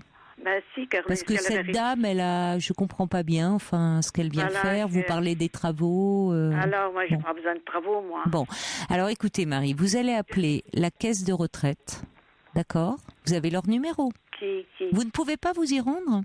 Si. Ce sera encore même mieux de vous y rendre. À 10 minutes. Alors, si c'est à 10 minutes, c'est très bien. Vous allez vous y rendre. Et vous allez leur expliquer ce qui s'est passé. Vous notez bien le jour, vous vous souvenez du jour et de l'heure. Vous n'avez plus le nom de cette dame? Si. Vous avez son nom? Si. Bon, alors déjà, une première chose, vous allez leur dire écoutez, je voulais m'assurer, j'ai eu rendez-vous tel jour à telle heure avec cette dame, je voulais m'assurer qu'elle dépendait bien de vos services. Première chose. Donc déjà, vous allez... j'espère être rassuré, on va vous dire oui, effectivement, elle est venue suite à notre demande, ne vous inquiétez pas. Et là, si elle fait bien partie du service, vous pouvez leur dire, écoutez, j'ai quand même été un peu surprise, pour ne pas dire choquée, de son attitude, parce qu'elle a tenu à visiter toute la maison, à me dire les travaux, faudrait faire des travaux et tout, et dire ça ne la concerne absolument pas, et vous pouvez dire que vous l'avez trouvée très intrusive. Elle-même m'a dit... si je pensais continuer à rester dans la maison. Je dis, oui, je resterai à la maison. C'est la maison qu'on a élevé nos enfants. Je resterai ici, je ne partirai pas. Elle n'a plus rien dit. Oui, mais c'est vrai que, plus pour un premier rendez-vous, franchement, c'est très autoritaire, c'est intrusif, enfin... La première fois qu'elle est venue, c'était comme ça. Personne ne peut vous... Parce que là, c'est Olivier le patrouilleur qui dit, il n'y a pas quelqu'un proche qui pourrait vous accompagner un peu dans cette démarche, peut-être?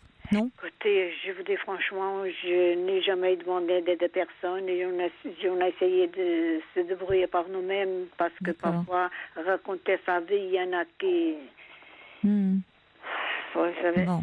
Écoutez, dans le doute, franchement, puisque c'est à 10 minutes, la caisse de retraite, allez les voir. C'est encore mieux que d'avoir au téléphone. Donc vous n'avez pas de papier là, si j'ai bien compris, mais vous avez le nom de cette... C'est pas grave, vous avez le nom de cette personne, eux ils vont tout de suite vous dire. Si c'est quelqu'un qui dépend de leur service, déjà c'est rassurant. Après elle peut avoir été désagréable, ça c'est une chose. Et après tout, vous pouvez leur dire... Évidemment, si on vous dit, écoutez, on ne connaît pas de personne à ce nom-là, ça c'est un peu plus préoccupant. Et ça veut dire que si quelqu'un, évidemment, vous rappelle, en vous disant bon ben voilà, je reviens vous voir comme on avait dit 15 jours plus tard pour parler des papiers, dire écoutez madame, c'est surtout au commissariat que vous allez en parler de toute cette affaire-là. D'accord ? Oui. Et à mon avis, ils vous importuneront plus. Oui, mais ne paniquez pas. Il est très probable que cette dame dépende bien de la caisse de retraite. Je doute pas. Bon, alors vous verrez, vous en aurez confirmation demain, Marie. Ce que je veux, c'est avoir les papiers que j'ai signés pour savoir qu'est-ce que j'ai signé. Je veux bien lui faire confiance, mais j'ai pas... Marie, il ne s'agit pas d'abord de faire confiance aveuglément. Vous avez raison de vous poser des questions après coup. Donc, c'est important que vous alliez vérifier. Et rassurez-vous, si cette dame, elle fait bien partie de la caisse des retraites, ils vont vous le donner, le duplicata, la photocopie. C'est pas un souci, ça, Marie. Ne focalisez pas là-dessus.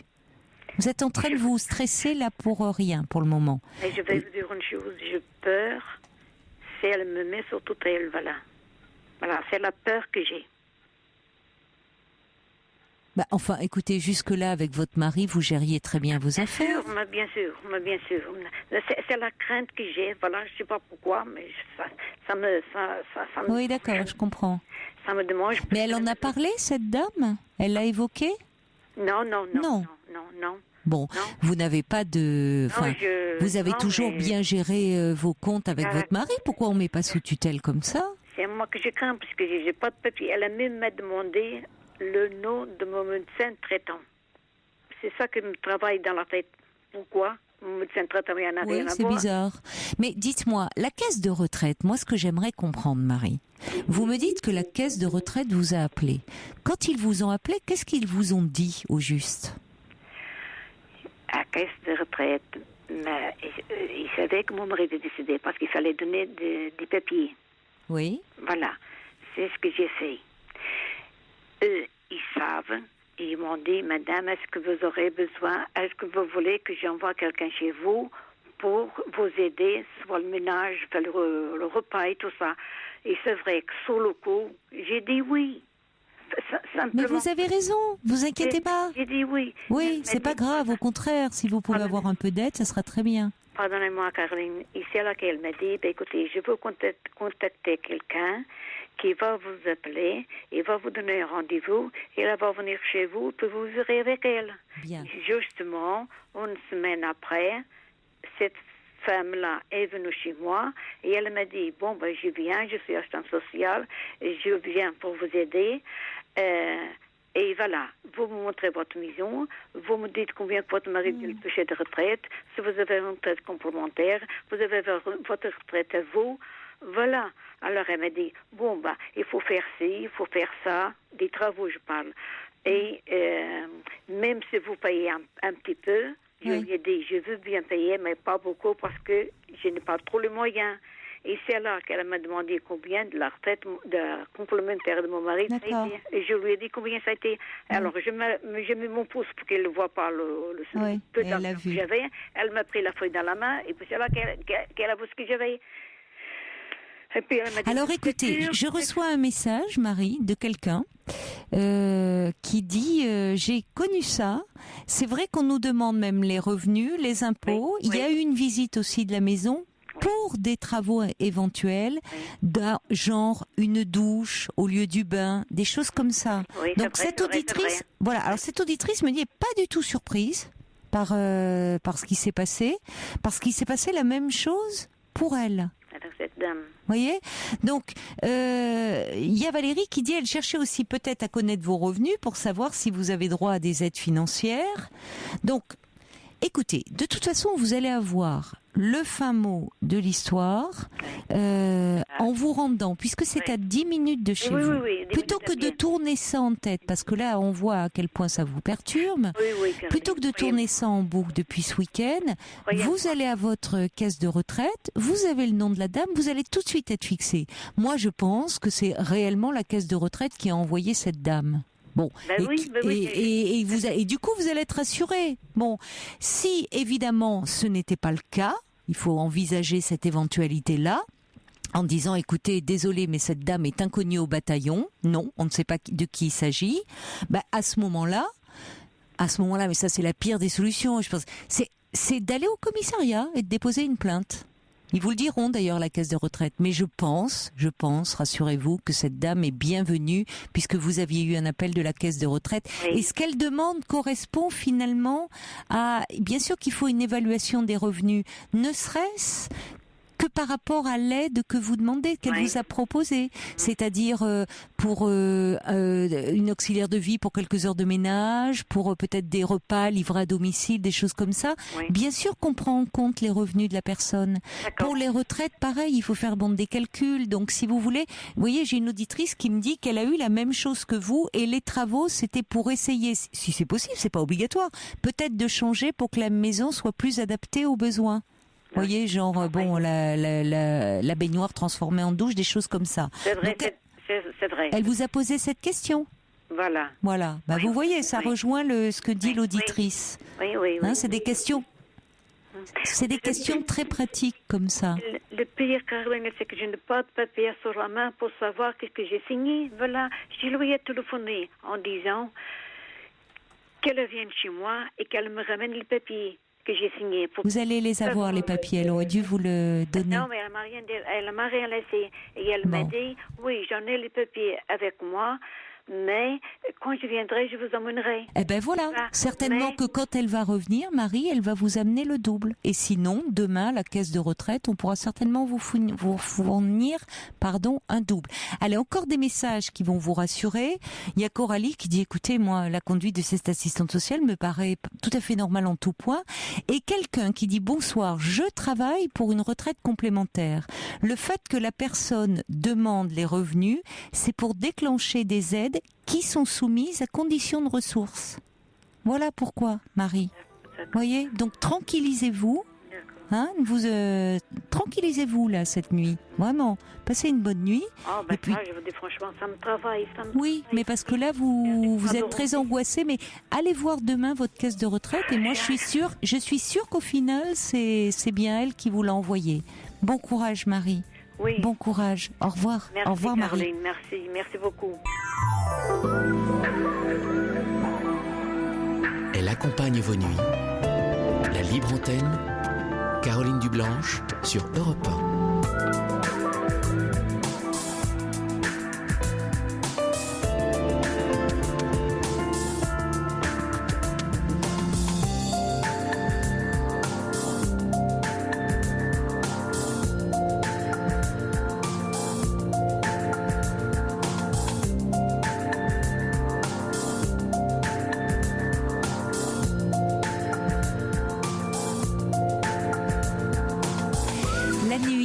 Poursuit sur Europe 1 avec vos témoignages au 39 21. La ligne est ouverte jusqu'à 1h du matin. Je vous rappelle d'ailleurs que si vous n'arrivez pas à joindre au standard Paul et Amandine, n'hésitez pas surtout à nous laisser un message sur le répondeur, parce que dans ces cas-là, vous tombez sur le répondeur de la libre antenne qui est en fonctionnement 24 heures sur 24, 7 jours sur 7. Laissez-nous un petit message avec votre numéro de téléphone surtout, parce que tous les soirs, on tombe toujours sur des messages où je pense à une dame qui voulait parler d'un proche atteint de la maladie d'Alzheimer, qui avait besoin d'aide et qui malheureusement, une Marie d'ailleurs, qui a oublié de donner son numéro de téléphone. Donc vraiment, si vous nous laissez un message, on fera tout notre possible pour vous rappeler dans les prochains jours.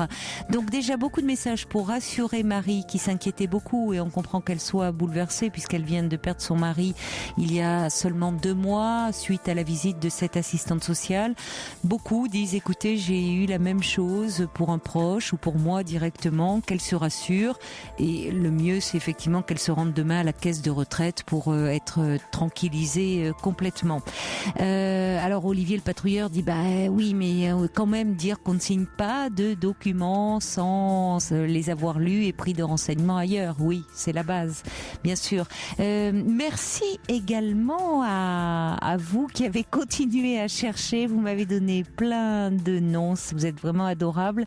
Et ça y est, grâce à vous, j'ai trouvé, grâce à Marie et à Pioup. Oui, la psychanalyse dont je parlais, c'est Myriam Ségère. Ça s'écrit S-Z-E-J-E-R. Et Marie dit, c'est un régal de l'avoir parlé au bébé. Je suis d'accord avec vous, c'est vraiment le mot. Elle s'exprime avec beaucoup d'intelligence et de sensibilité. Elle a écrit un livre d'ailleurs sur ce sujet, je crois.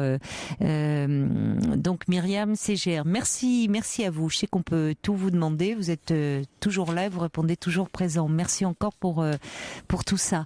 On va maintenant accueillir. C'est Michel qui est avec nous au 39 21. Bonsoir Michel. Bonsoir Caroline, très heureux de vous parler. Mais moi aussi. On va s'y faire. Oui, c'est un peu... Oh, vous avez la radio derrière allumée encore ou... J'entends... Oui, excusez-moi. Oui, non, je vous en prie. Juste si vous pouviez la couper, parce que ça craint un peu de l'arsène. Merci beaucoup. En plus, moi, j'aime pas m'entendre, ça me gêne aussi. C'est gênant. Comme ça, vous vous entendrez plus, mais nous, on va bien vous entendre, mon cher Michel. Très bien. Voilà, mon histoire, c'est simple, c'est que j'ai régulièrement des problèmes avec ma mère, des problèmes d'entente. Je suis dénigré pour des petites choses qui ont pas beaucoup d'importance, quoi. Comme par exemple une veste qui est pas rangée, tout ça, ça va partir en délire pour pas grand-chose, vous voyez. Ah bon ? C'est une répétition comme ça de jugement pour tout et pour rien. C'est comme ça depuis toujours. Hein. De toute façon, chez nous, ça va pas bien très très longtemps, quoi. Ça peut aller bien une semaine, et puis après, 3-4 jours après, ça part en conflit. Alors, la question que je pose, c'est comment réagir dans ces moments-là, parce que j'arrive même plus tellement à savoir comment je dois faire. J'arrive pas à rester calme très longtemps, j'essaye, mais au bout d'un moment, il faut que je sorte ce que j'ai à dire. C'est plus fort que moi. Je suis quelqu'un que, je garde longtemps le silence, et au bout d'un moment, quand ça sort, ça sort, quoi, vous voyez. Être jugé comme ça régulièrement, au bout d'un moment... c'est douloureux, surtout par sa mère. On peut porter pendant quelques temps, puis au bout d'un moment, on pose les valises, quoi, vous voyez. Oui, ça vous met hors de vous, ça vous fait mal, quoi.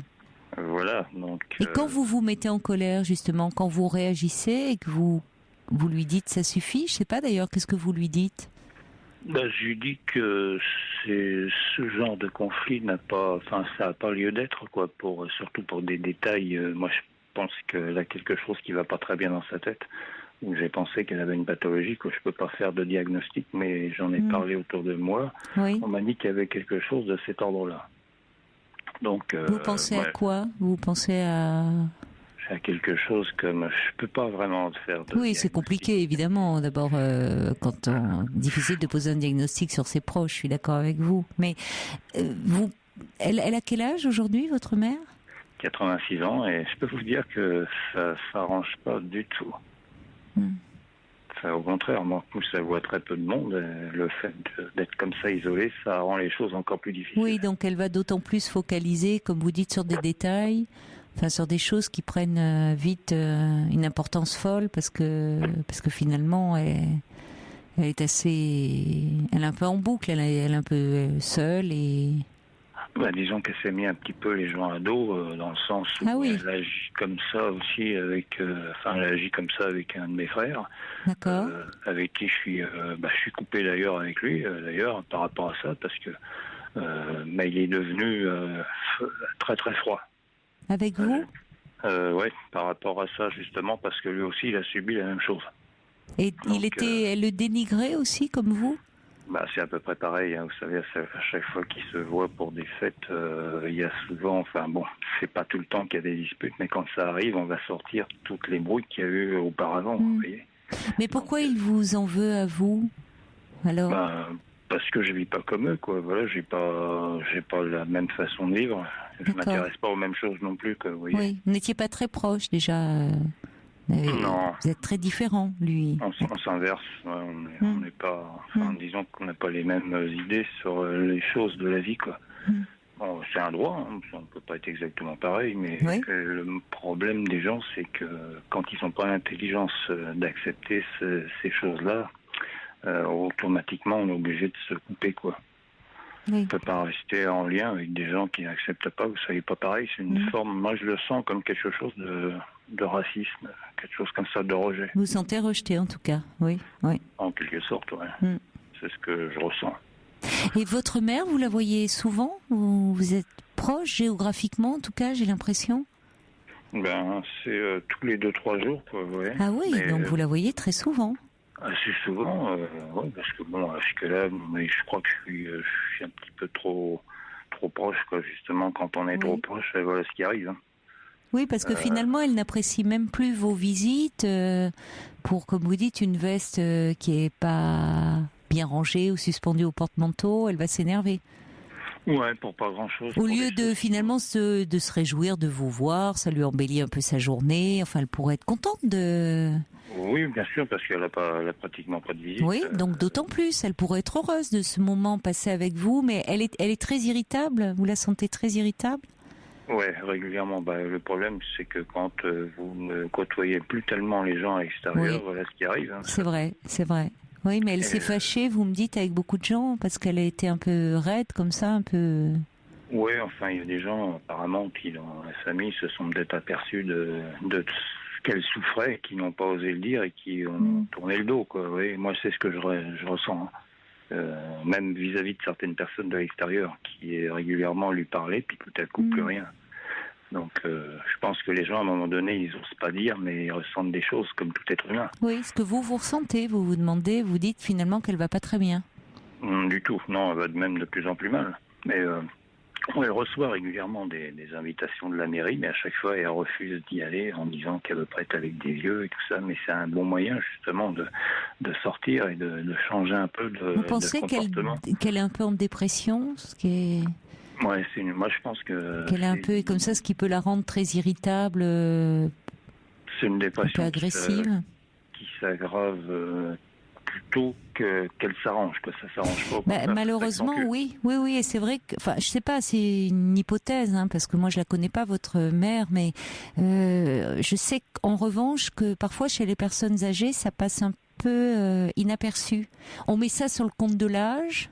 Certains troubles du comportement, dire c'est l'âge, et en fait il y a des dépressions qui sont pas bien, qui sont pas traitées et qui parfois pourtant lorsqu'elles sont traitées améliorent bien l'état de la personne parce qu'elle peut retrouver du plaisir à être en lien avec d'autres. Alors maintenant il s'agit pas de poser un diagnostic comme ça, moi je la connais pas votre mère, je vous dis encore une fois ça peut être une hypothèse. Peut-être vous ne connaissez pas son médecin traitant? Si, mais j'aimais mieux le médecin traitant qu'elle avait auparavant. C'est pas du tout la même personne. Vous voyez, je sentiez pas le même échange. Vous sentiez plus à l'aise avec... Alors, je vais vous expliquer. Caroline, son médecin traitant, qui était un très bon médecin, il m'avait dit qu'effectivement, elle avait une dépression qui s'aggravait avec l'âge et que ça ne s'arrangerait pas. Enfin, il a remarqué son état. D'accord, lui en parlait déjà, avait posé ce diagnostic. Bon. Oui, j'en parlais. Ça s'arrange pas si la personne n'est pas traitée, mais ça peut s'arranger en revanche, même chez les personnes âgées. Et elle-même ressent un bien-être. Hein. Elle est dans le déni, vous savez, donc elle acceptera jamais, elle va dire qu'elle n'est pas folle, entre guillemets. Et ça n'a rien à voir avec la folie, la dépression. Non, on peut souffrir sans être fou. C'est une souffrance, voilà, tout simplement.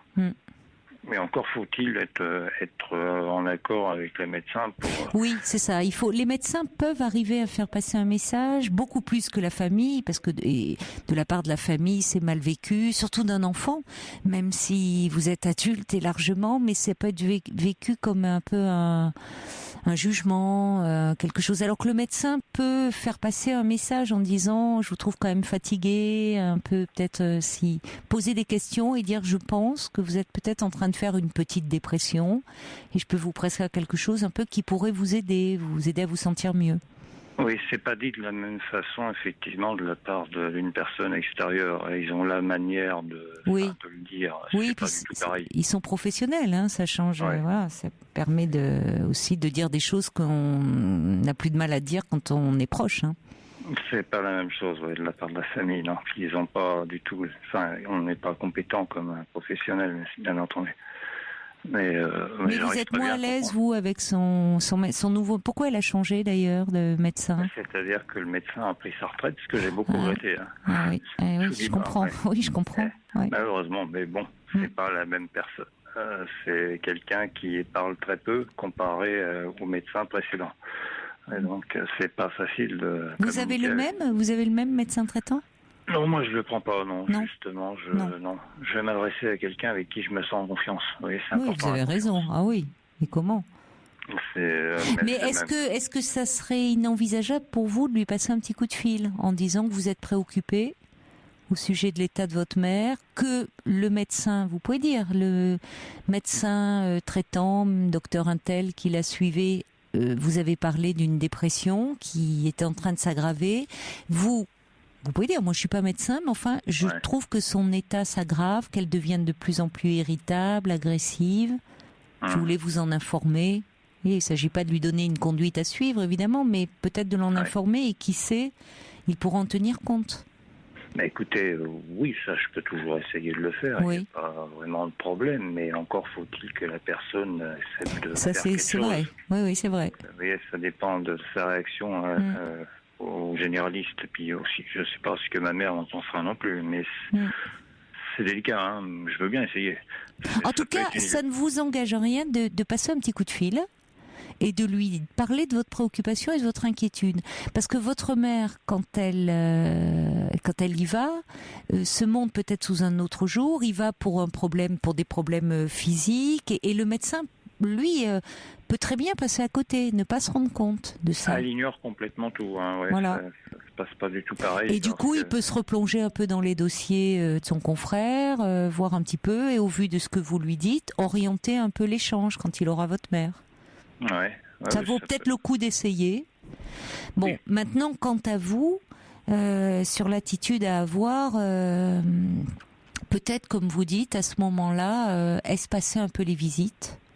Et en lui disant, écoute maman, moi à chaque fois que je viens te voir, j'en prends plein la figure.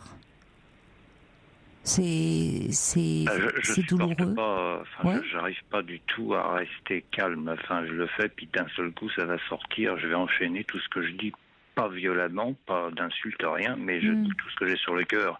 Et à ce moment-là, c'est très animé, comme je disais à Amandine, quoi. C'est difficile l'échange, Caroline. C'est sûr que de la distance. Parce que ça vous fait mal. C'est pour ça aussi qu'à un moment. Et comment elle réagit d'ailleurs, votre mère, dans ces cas-là ? Très très mal. Elle le prend comme une agression en disant tu te rends compte de ce que tu me dis, je suis pas prêt d'oublier, etc. T'es comme ton frère. Oui, d'accord. Oui, elle se remet pas en question. Elle réfléchit pas après en disant j'ai réfléchi à ce que tu m'as dit. Non. Elle se sent agressée.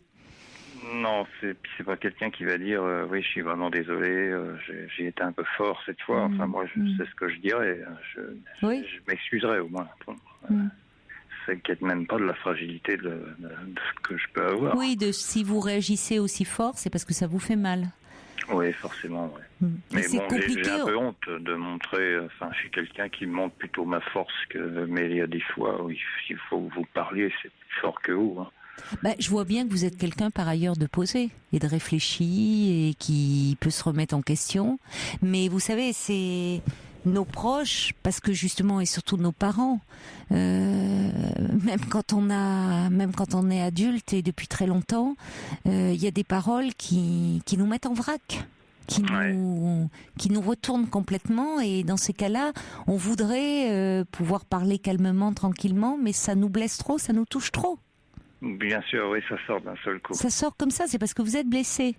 Et peut-être, si vous voulez, avant même une altercation, avant même une pique, une remarque de votre mère, peut-être lui dire un jour quand vous passez la voir, parce que là où vous arrivez, vous êtes plus calme, dire écoute, tu sais maman, là franchement, moi je viens te voir, à chaque fois maintenant quand je viens te voir, j'en prends plein la figure, ça me fait très mal ce que tu me dis. Et j'aimerais pouvoir te voir dans de bonnes conditions, parce que mais si c'est comme ça, je vais un peu espacer mes visites. Eh ben, vous voyez, quand c'est comme ça, après ça, j'entends des mots du genre on vient plus me voir, qu'est-ce que j'ai fait, vous êtes tous des sauvages. Oui, il faut que je choisisse le jour, Caroline, le jour où tout va bien, où les choses se sont un peu fait oublier. Oui. Vous voyez ? Oui, il faut pas arriver à remonter comme un coucou, ou elle-même, il faut la sentir. Il faut lui dire, il faudrait pouvoir lui dire, elle entendrait peut-être mieux si vous arriviez à lui dire, vous, posément. Oui. Qu'elles sentent en fait que ça vous rend malheureux. Et vous pouvez dire, ça me rend malheureux. Parce que c'est dommage, encore aujourd'hui, arriver là où on en est arrivé tous les deux, de se fâcher pour des choses qui n'en valent pas la peine, et dire, alors qu'on pourrait passer des moments agréables ensemble. Moi, quand je viens de voir, c'est parce que je me soucie de toi, parce que voilà. Oui, des fois, c'est pas toujours comme ça, mais ça dure pas longtemps, la bonne entente. Vous voyez, ça va durer quelques jours. Et quand on est quelqu'un qu'on côtoie personne à l'extérieur, vous voyez le résultat. Ah, je suis d'accord avec vous, ça n'aide pas, ça fait qu'on devient un peu asocial et... Moi, quand je sors pas pendant plusieurs temps, je suis pas comme quand je sors, et j'essaye toujours de voir des personnes à l'extérieur, parce qu'on est différents à l'extérieur, voyez-vous. C'est vrai. Comme quand on parle à la radio, c'est pareil, on entend des gens qui sont intéressants. Le soir, c'est agréable d'entendre les autres, pas trop se renfermer trop longtemps, quoi. Oui, bien sûr, mais c'est parfois avec l'âge. Alors il y a des personnes âgées qui restent très tournées et très en phase avec leur environnement, avec leurs proches, avec l'extérieur, avec le monde extérieur. Et malheureusement, il y en a d'autres qui sont dans le repli, qui sont dans un peu la frustration. Mais Caroline, excusez-moi Caroline, mais ne pensez-vous pas que c'est d'après leur comportement que les autres, à un moment donné, ont décidé de couper les ponts? Non, ça vient pas d'eux.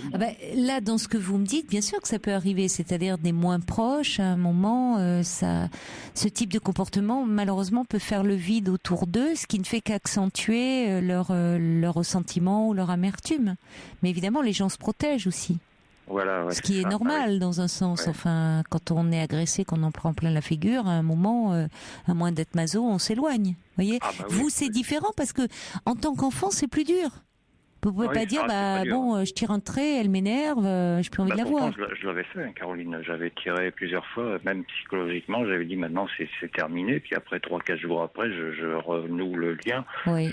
Mais parce que vous êtes un fils aimant malgré tout et malheureusement je suis trop sensible et je m'efforce d'être plus dur que je l'ai été auparavant, parce qu'à chaque fois je me fais avoir et ça ne marchera plus maintenant. Je couperai pas les ponts, mais je me souviendrai toujours de ce qui s'est passé, parce qu'il y a eu des phrases qui ont été très dures. Ouais. Mais le problème, c'est que c'est pas seulement lié c'est pas lié au contexte et au fait que votre mère vieillit, s'isole, voit beaucoup moins de monde. Enfin, vous me dites qu'elle vous a toujours dénigré. Je reprends votre expression. C'est ça qui est douloureux aussi. C'est pour ça que ça vous fait si mal encore aujourd'hui, et que c'est compliqué de prendre un peu de distance. Ça serait déjà pas simple si son comportement avait changé depuis quelque temps. Vous pourriez vous sentir déstabilisé. Mais là, ça ravive des blessures et des blessures anciennes. Ça vous touche, non, et ça ne s'arrange pas forcément, malheureusement. Et l'idéal, évidemment, ça serait que d'arriver, mais c'est pas simple, à prendre un peu de distance pour que ça vous atteigne moins, pour que ça vous fasse moins mal. Bien sûr. Vous n'avez jamais fait un travail sur vous pour essayer de parler un peu de tout ça, du fait que votre mère vous a beaucoup dénigré, votre frère également, si je comprends bien. C'est-à-dire que lui, quant à lui, il est devenu à peu près pareil que ce qu'on lui a, d'après l'éducation qu'il a reçue, quoi. Vous voyez, donc. Elle vous a élevé seule ? Non, enfin, il y avait mon père à l'époque. Maintenant, il est plus là. Mon père est décédé, mais. Et ça se passait comment avec votre père ? C'était difficile aussi. Hein. J'ai dit que moi, je voulais pas vivre ce que mon père a vécu, quoi. C'est pas du tout la même chose. Hein. J'ai pas envie de. Non, d'ailleurs. Non, j'ai pas envie de tenir ce rôle. Je veux pas avoir le rôle. Pourquoi ? Quel rôle tenait-il, votre père ? Le rôle de la personne qui se disputait souvent, quoi. Ouais. Moi, c'est pas un rôle que j'ai envie de tenir. Avec votre mère ou avec vous ? Avec ma mère. C'est un couple très conflictuel. Ouais, bon, je sais qu'il y a plus grave, mais bon, c'était. C'est très pénible. Pour les enfants, c'est très pénible. C'est vraiment, vrai c'est très difficile de grandir auprès d'un couple qui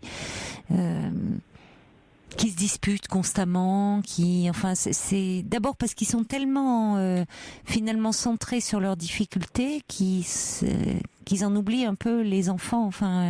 Et en tout cas, ça donne pas une vision très optimiste du couple. Je sais pas si vous êtes en couple aujourd'hui, vous, Michel. Non, mais c'est une vision un peu angoissante, je trouve, du couple. C'est vrai, oui, ça fait un peu peur. On a peur parfois de reproduire ce schéma, mais non. Je prends des exemples de personnes plus forts dans la vie. J'essaye de pas reproduire ce que j'ai vu, quoi, ou ce que j'ai entendu. Non, vraiment. Je vais voir ailleurs. Hein. Les exemples, c'est pas les mêmes. Oui, vous avez raison. Quand on peut, justement, quand on est adulte, on peut chercher d'autres modèles, alors que quand on est enfant, on est un peu prisonnier du modèle qu'on a sous les yeux. Hein. On croit que la vie, c'est comme ça. Oui, j'avais le sentiment de reproduire un peu ce que j'avais vu, puis après je me suis appris. Dans vos relations amoureuses? Non, dans mes relations d'amitié, parce que j'ai jamais vraiment été en couple. Oui. Je n'ai pas trouvé la personne forcément. J'ai quelqu'un que je fréquente, mais il n'y a rien de trop sérieux. Mais j'avais tendance parfois à reproduire un peu ce que j'avais vu, quoi. Puis là, je me suis surpris, je me suis dit non, c'est pas du tout ce qu'il faut montrer à la personne. Et j'ai essayé de trouver d'autres modèles, quoi, parce qu'on se construit qu'avec des exemples. Et oui. Et heureusement, il est possible, vous avez raison, dans la vie, de prendre d'autres modèles, parce que finalement, on en parle beaucoup au moment de l'enfance et de l'adolescence, de ces modèles d'identification, mais on peut en avoir tout au long d'une vie et se trouver d'autres modèles. Oui, il y a toujours mieux. Il y a toujours des rencontres qui nous font évoluer, réfléchir un peu différemment. Ouais. Et puis parfois aussi le fait de faire un travail sur soi aide et notamment à prendre un peu de distance, alors pas géographique mais psychique. C'est-à-dire que le fait de pouvoir exprimer ce qui nous a fait souffrir dans un lieu, d'être entendu, de se sentir écouté, pas jugé, légitime dans ce qu'on amène, permet déjà d'avoir un lieu où enfin on peut être écouté, j'ai envie de dire. Ouais, ça soulage quand même les personnes qui... oui, ça soulage. Déjà de dire, d'être compris et entendu. Et ça permet après, dans un second temps, une fois qu'on a été entendu soi, de se pencher parfois sur l'histoire un peu des parents. Ouais. D'essayer de comprendre ce qui fait qu'ils ont été pris dans ce type de schéma-là. Et qui n'arrivent pas, dont ils n'arrivent pas à sortir. Quelle est un peu leur histoire, quel est leur vécu. Et ce faisant, alors ça prend du temps, mais ce faisant, on se sent moins englué ou en tout cas moins, moins atteint directement, parce qu'on se rend compte que c'est pas forcément nous qui sommes en cause, ou qui sommes agressés en tant que tels. Il y a quelque chose de plus ancien souvent qui se rejoue dans ces histoires-là. Ah oui, ça date de loin. Hein. Oui, ça date de loin. Oui. En génération, mais je pense qu'il y a des gens, avant de fonder une famille, ils devraient... Parce que dans ce temps-là, ils ne pensaient pas qu'ils avaient un problème, ils n'allaient pas se faire soigner. Et non. Et maintenant, l'intelligence, heureusement qu'on l'a, justement, avant de fonder une famille, de se faire même examiner comme ça. Pour voir si tout va bien. Alors, vous savez, on serait moins nombreux sur cette terre, si il y a encore, malheureusement, on le voit à travers des situations, alors évidemment dans des cas tragiques d'enfants, mais enfin on se rend compte qu'il y a encore des enfants qui sont malheureusement, sérieusement malmenés, maltraités. Oui, il y en a encore, oui, c'est vrai, on entend. Oui. Rien n'est... Mais en tout cas... ça permet un peu une fois qu'on a pu parler de soi, et ça prend du temps et c'est nécessaire ce temps-là, ou de pouvoir dire ce qui nous fait mal et d'être reconnu en tant que tel, de prendre un peu de champ et de voir finalement l'histoire de cette mère ou de ce père qui nous blesse tant, de le voir comme un homme et une femme. Ça se fait pas comme ça, hein. Qui a été aussi un enfant, qu'est-ce qu'il a vécu, où est-ce qu'on en arrive, et comprendre, c'est déjà un peu... c'est pas pardonner, mais c'est un peu prendre du recul, en tout cas.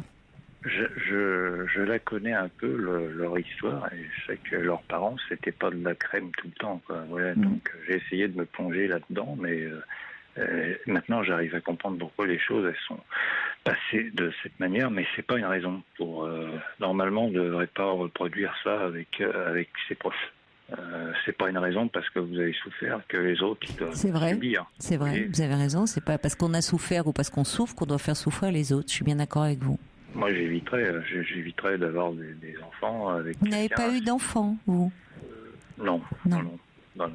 Ça a beaucoup influencé votre vie, votre vie sentimentale. Je sais pas quel âge vous avez aujourd'hui, Michel, mais 50 ans. 50 je sais pas, mais bon. Ils sont là, mais ça se voit pas du tout sur le visage. C'est bien, vous avez de la chance. Voilà, il y en a même qui sont un peu jaloux peut-être, mais c'est pas grave. Il vaut mieux faire envie que pitié, vous savez, c'est ce qu'on dit. Donc vrai, c'est mieux. Il n'y a pas de souci. C'est mieux. En tout cas, on sent que vous avez une grande capacité d'introspection qui n'est pas donnée à tout le monde. C'est pas donné à tout le monde. Il y a des gens qui peuvent pas non plus. On peut même pas leur en vouloir. C'est pas. Ouais. Vous voyez, c'est compliqué de prendre de la distance, de réfléchir sur soi-même. Comme vous dites, c'est aussi une autre époque, une autre génération. Vous savez, à un moment, on disait les enfants, ça se dresse. On parlait même pas d'éducation. Enfin, oui, non, on est dans, c'est un peu vertigineux d'ailleurs, ce qui. Il s'est passé beaucoup de choses là en 80 ans même au niveau des connaissances, dans la psychologie de l'enfant, dans l'éducation. Enfin. Ah oui, ça a changé. C'est vrai, oui, beaucoup. Ce que j'aime aujourd'hui, c'est pas mon époque, mais ce que les gens, ils n'hésitent pas à dire quand ils vont mal, quoi. Oui, c'est vrai. C'est vachement bien parce que ça leur permet d'être entendus, comme vous dites. Oui. C'est important pour qu'ils aillent mieux. Et c'est un premier pas pour désirer aller mieux et faire en sorte que ça aille mieux. Oui, alors qu'il y a un moment où, mais vous savez, là on a commémoré aussi l'armistice le 11 novembre, et quand on se quand on se penche un peu sur l'histoire de toutes ces générations, tous ces jeunes hommes qui ont été sacrifiés, vous savez, il n'y avait pas de cellules de soutien médico-psychologique à l'époque dans les tranchées, et pourtant. Et non.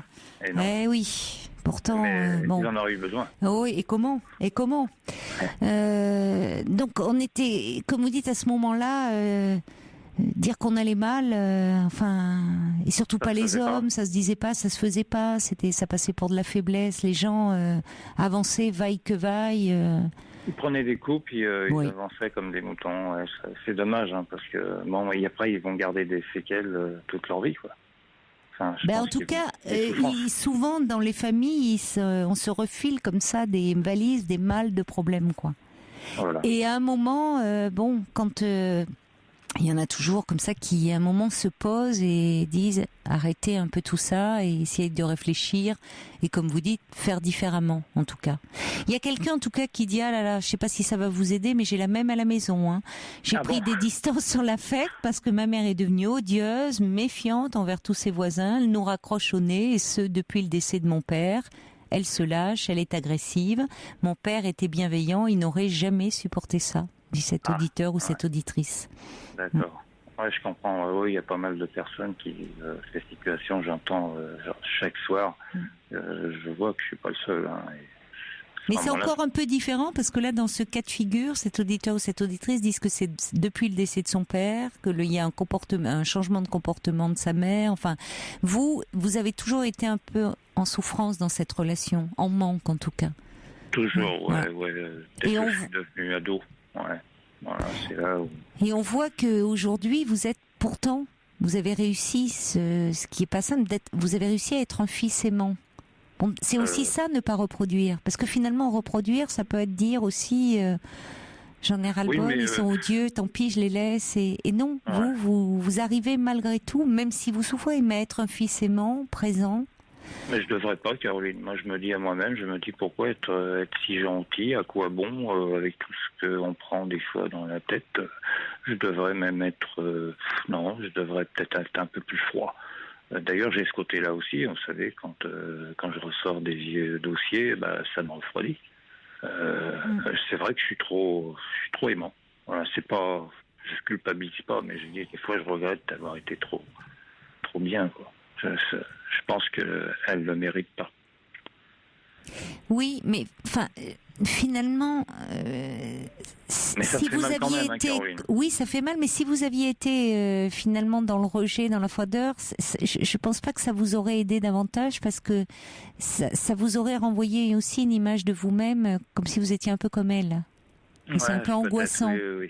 Et ça veut dire que malgré tout, vous avez en vous cette force-là, cette capacité-là, justement, à aimer, à être présent, même si, je vous dis, peut-être que vous pourriez là un peu être, puisque vous venez vraiment tous les 2 ou 3 jours, passer un petit peu moins, mais ou s'il y avait à nouveau une scène, dire écoute, que ça ne soit pas des représailles, dire écoute là, moi, ça me rend malheureux ces relations-là, et si quand je viens te voir, c'est pour m'en prendre plein la figure, je préfère partir, quitte à ce que, à un moment, vous partiez même. Si elle commence, voyez, à vous embêter, dire bon, je préfère partir parce que moi, ça me rend malheureux et je viens te voir et on profite même pas d'être ensemble et de passer un moment agréable.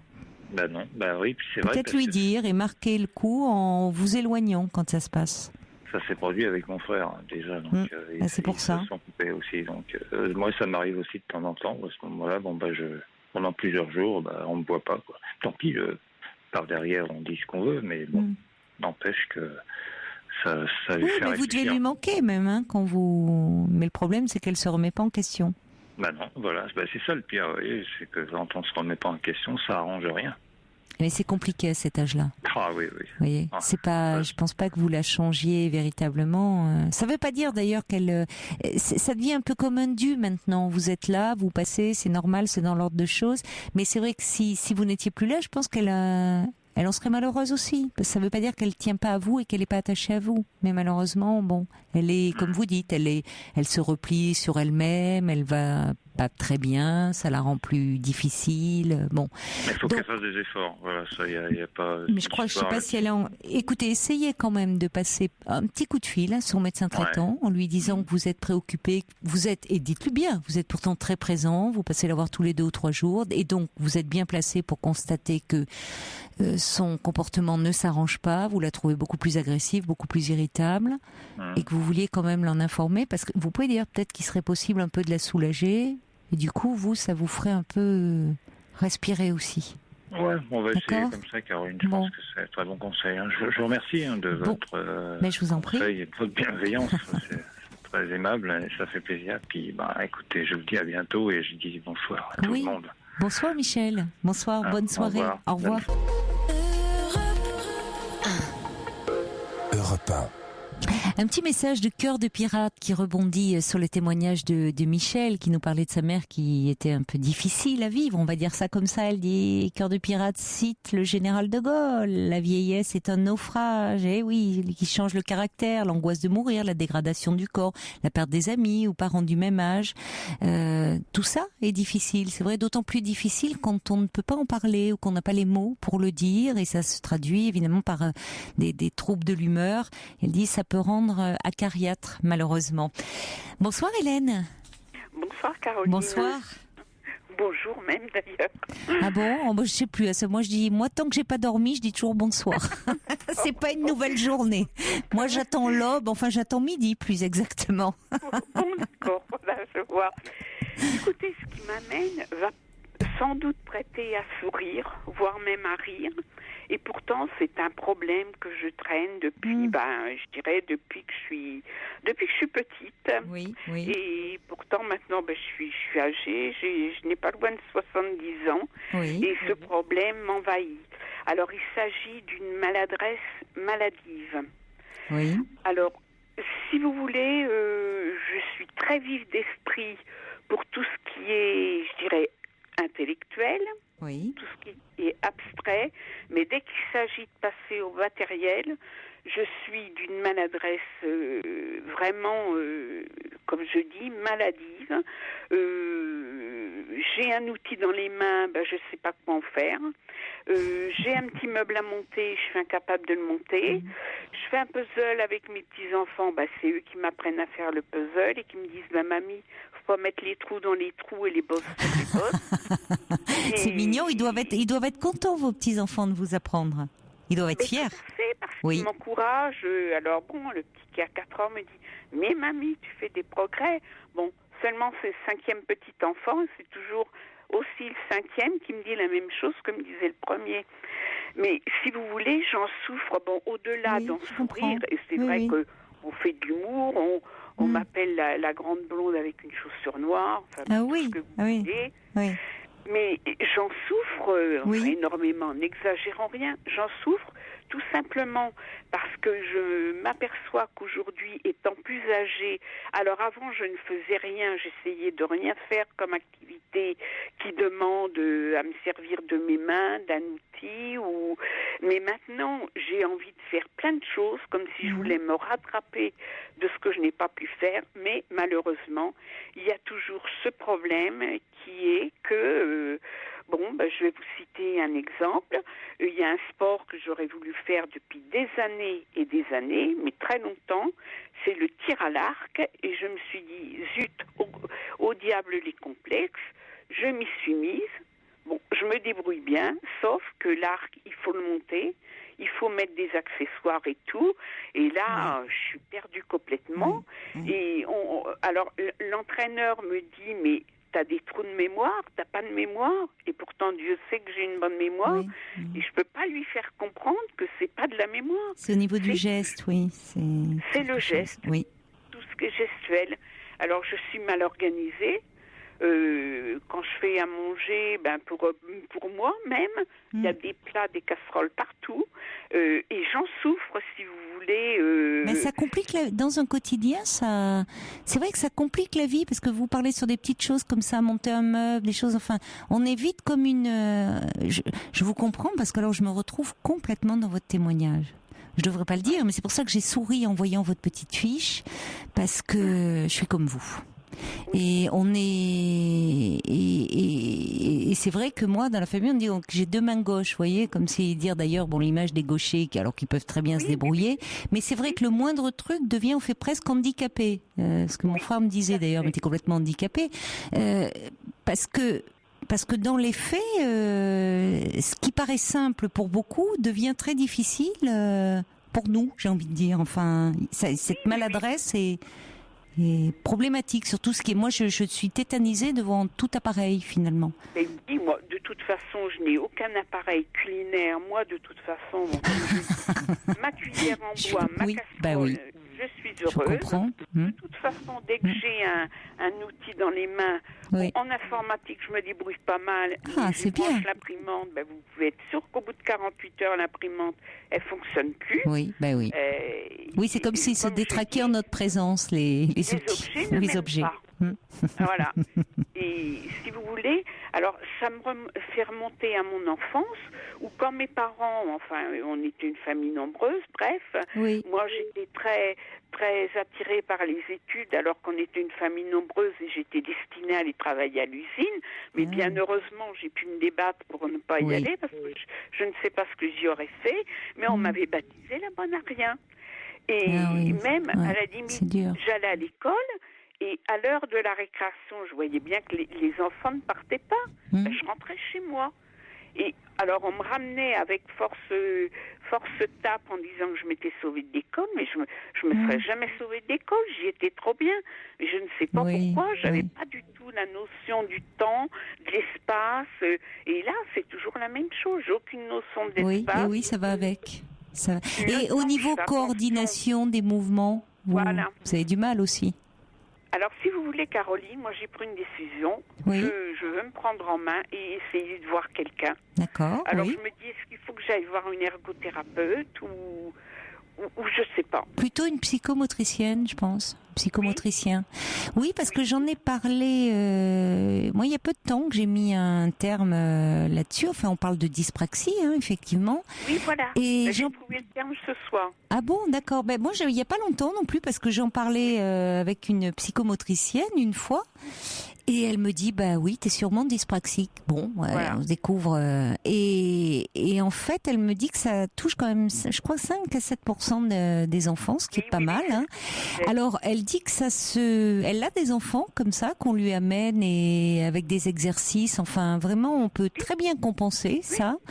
Et j'ai dit oui, mais alors pour les adultes, elle me dit si. Elle me dit c'est plus long. évidemment, hein, le cerveau est moins plastique, mais elle dit, on y arrive aussi, et en tout cas, ça aide, enfin, les personnes qu'elle a pour ce type de problème, adultes, disent qu'ils en ressentent vraiment une amélioration dans leur vie au quotidien, puis ça les aide un peu à davantage prendre confiance en eux, enfin, donc moi, je pense qu'une psychomotricienne pourrait vous aider.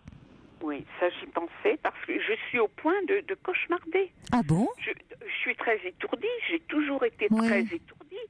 Petite ado, j'allais faire les courses en vélo, je remontais à pied. Ma mère me disait, maintenant on va chercher ton vélo. D'un air méprisant, on m'a toujours rabaissé par rapport à ça. Oui, c'est ça qui est... C'était de la mauvaise volonté. Mais j'en cauchemarde. Non. Alors là, ce qui est bizarre... Vous repensez, vous voulez dire dans vos cauchemars, ça vous revient tout ça?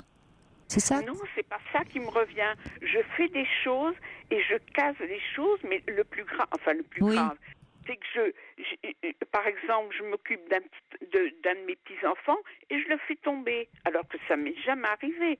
Autant je vais faire tomber un outil, quelque chose de matériel, je m'occupe de mes petits-enfants, ça se passe à merveille, je suis attentionnée, c'est pas avec eux que j'ai un problème. C'est dans vos cauchemars que vous le faites tomber, le petit enfant, c'est pas dans la réalité.